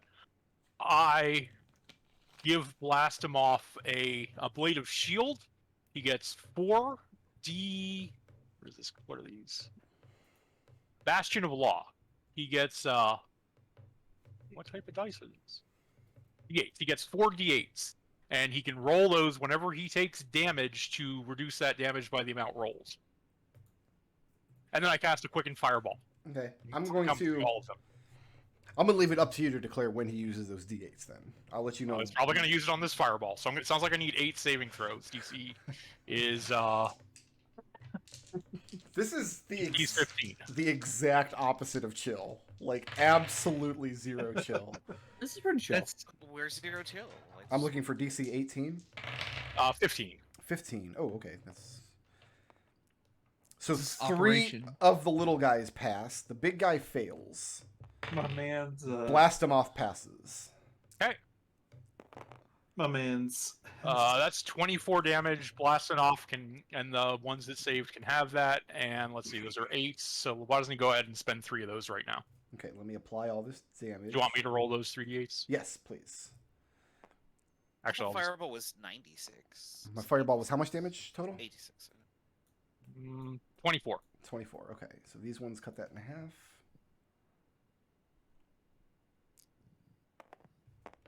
And he will reduce all of the damage with the Bastion of Law that he took there. Be All saved. right. I mean, blast him off is tearing ass towards your ladder. He like shouts out a cry when he sees the fireball come, and he comes through it completely unscathed. Doesn't break his stride any. He's still making his way towards you. So I guess Yeah, the question. that was absolutely everything I can do in a turn. So now you're holding your ground here at the base of the ladder. I'm going to move back behind the ladder to let him get up. Okay. That's the end of my turn. We've got green with Milos. Okay. Green is the little guys. So I'm gonna give each of them in turn. That's a miss. That's a miss. That's a hit. Okay. Oh, it's a hit roll. It's a saving throw on Blastomoff's part. So Blastomoff failed the first save. One of the weedlings, one of the little guys. Here, let me give you... If you guys want to keep track of what's left here. So big guy. 6 little guys. There. One of the little guys shoots out this barbed tongue from its weird, like, center starfish mouth. It's like weird beak in the middle of its legs. This tongue wraps itself around Blastomoff, trips him up, and begins reeling him back in. The first one hits, so the other 5 are going to launch pellets at him. Yeah, they can do that within 60 feet. There's 5 of It would these. be funny if the NPC we came here to meet died. Miss, hits. Miss. I'm going to use the last Bastion of Law die to reduce 8 of this damage. Okay, let's see if I can get 8 damage on him. I got 7 damage on him, so you've reduced. So the 5 that didn't nab Blastomov shoot out these radiant pellets out of their cloacas? Most of these go wide. One of them pings off of him. He's protected by... I almost said Alex. Is protected by Naught spell. The big guy...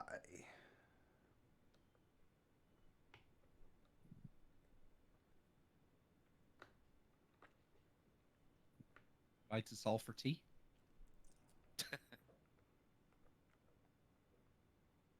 We seem to have a misunderstanding.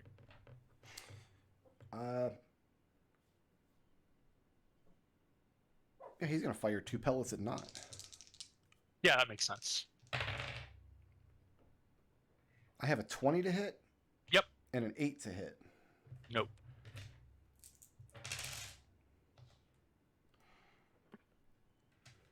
6 points of radiant damage from the one pellet that hits. And Blastomoff is pulled 25 feet back towards the creatures. It looks like they're going to rope him up and then take him back into the jungle. Unless you guys do something about it. Got Milos with big guy. Oh, I thought that was the big guy. I didn't know Milos was in between them. Sorry. That's okay. Oh. Yeah, I'm guessing he still probably would have shot at me anyway, since I did burn him. Almost certainly, yes. I'm going to close to the big guy and stab him with my rapier. Okay. I think that's going to be my call. If you're in range of the big guy, I'm going to put you in range of 2 of the little guys, too. Oh, man. I just pushed the R key and this D20 is going up into space. It's gone. It's going to hit the gravity Well, plane and fall back down. What? Where did it go? It's up. It's gone. Its shadow is still there. Yeah, no, it's great. Oh, that's a nat one. That's awesome. Yep. Blasting off again. So in like 10 minutes, a die is just gonna. Oh, there it is. It's gonna just fall on the table. Yeah, I'm gonna back off from the thing. Oh, there he is. He's back. He came back. Dicey, you do come back. Okay, who's next? Yeah, no, I missed. Got You're Lukari down. with Sarge. Bad puppy. He's upset. Oh. I guess Lukari is going to fire a couple Eldritch Blasts at the big guy. Okay. Enemies above us. No, the terraces are all below you, technically. Yeah, can I like push the big guy down to the terrace? No, you're nowhere. You're not close enough to the edge of the plateau. It's a mile wide, remember. If your Eldritch Blast can push people a mile, that's insane. All right, so we got a 22. That'll and hit.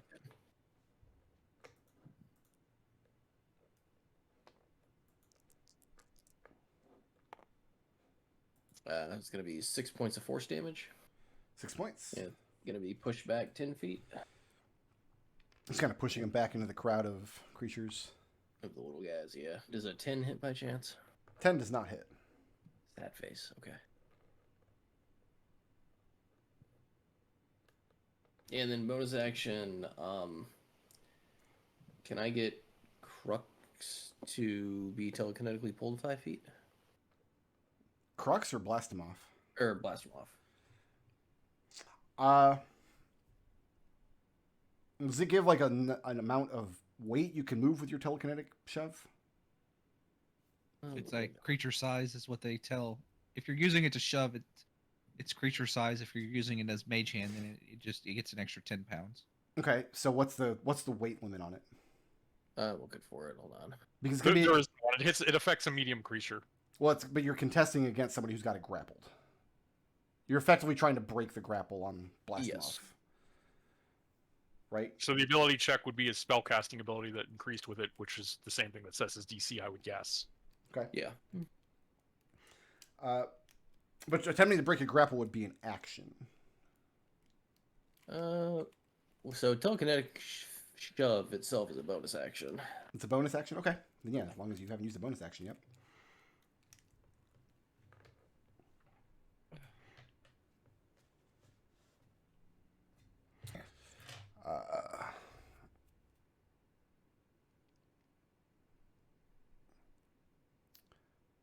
Does it just move a willing target?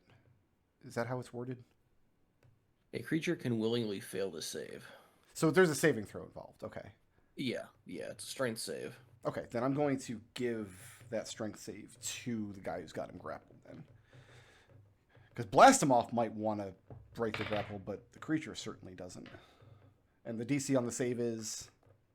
It says 11 plus ability. I'm looking. The character sheet has a weird word. I'm looking. It'll be the same as your spellcasting if you use the same stat. I got a 15. DC will be a 15 in that case. Okay. Then he passes. So you're not able to shove blast him off free of the grapple.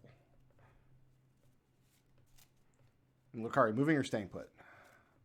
He'll stay put. Okay, who's next? Next up, we've got Sarge with Mousse on deck. I'm gonna bonus action Zephyr Strike, Yep. and I'm going to use that advantage on the big guy, and we're gonna sharpshoot him and hope for the best. Oh man, I'm so good at advantage, you guys. I have a 9. 9 does not hit. 9 does not hit. Okay. Oh well, then we're just gonna regular shot. I have 20. 20 will hit. All right. Is this damaged? The big guy? Oh yeah, he's been damaged. Okay. He wasn't. He failed a fireball save. He's looking. Oh pretty... yeah, I forgot all about fireball. Yeah. How could I forget that? Okay, we're gonna mark him. It wasn't that funny. That's why. Yeah, that's fair. 20 piercing damage. And that is enough for the big guy. Oh. Destroyed. Blasimoff calls out, "Cheerio! Keep up the fight! You've got them on the ropes!" My move speed is now 65. Are these guys moving away? They are on their turn. They're going to. They haven't had a chance yet. I'm gonna try and keep them within 30. Okay. Yeah, just so they don't get away. Is he still grappled? Yes, he's grappled around the leg, and they're going to drag him back into the jungle. Okay. Is that it for Sarge? That's it. Yeah. We've got Mousse with yellow on deck. All right.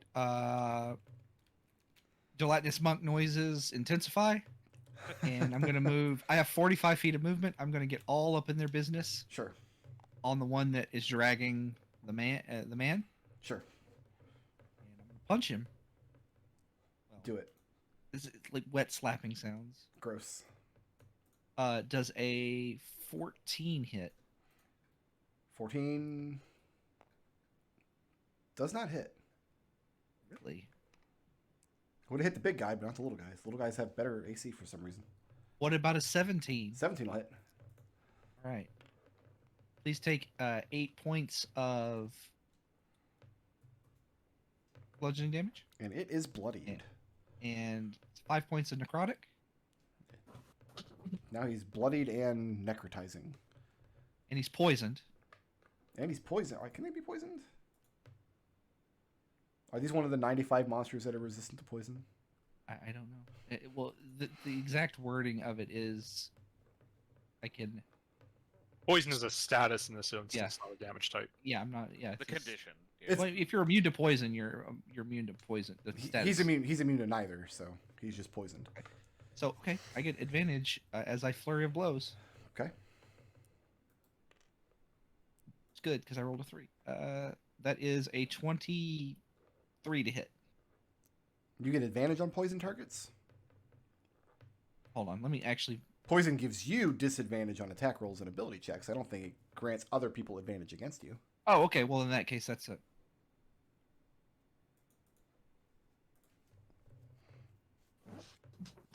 Unless your class feature specifically says that that's what happens. No, it doesn't. Thought I did, but apparently I just misread the poison status wrong or gotta misremembered it. Go That is a 3 to hit, 3 and that is so. In my flurry of blows hit is second flurry of blows hit is a 18 to hit. That'll hit. Please enjoy 9 more bludgeoning damage. Okay. This thing is on its last legs. Really? Doesn't really Last have roots. legs. It's like Last roots. Yeah. starfish have But, legs. Got a yellow with orange on deck. They have pseudopods. Oh, I thought this was like a plant. It is a plant. It's a starfish shaped plant with yeah, they're weird looking. They've got like gooey tongues, and let's have Crux shoot Why? the guy holding onto Blastimov.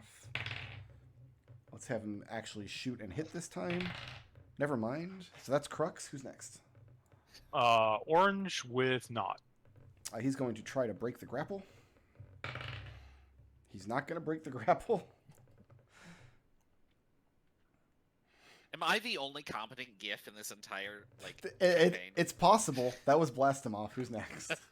Naught. So are all these things still clustered together? Yeah, they haven't had a chance to pull, but now How far away are they from me? they haven't had a chance to move back yet. So they're still. Yeah, where I they don't were. remember how far they were when they About 30 feet. Oh, okay, excellent. I will move up 30 feet and I need all of them to make a DC 15 saving throw against a 4th level Thunder Wave. Ow! My poor evil starfish did nothing wrong. What's my DC on this? 15.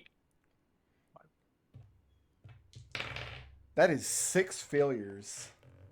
Alright, so they can all enjoy 24 thunder damage and being pushed 10 feet? That's no, you've obliterated them with that.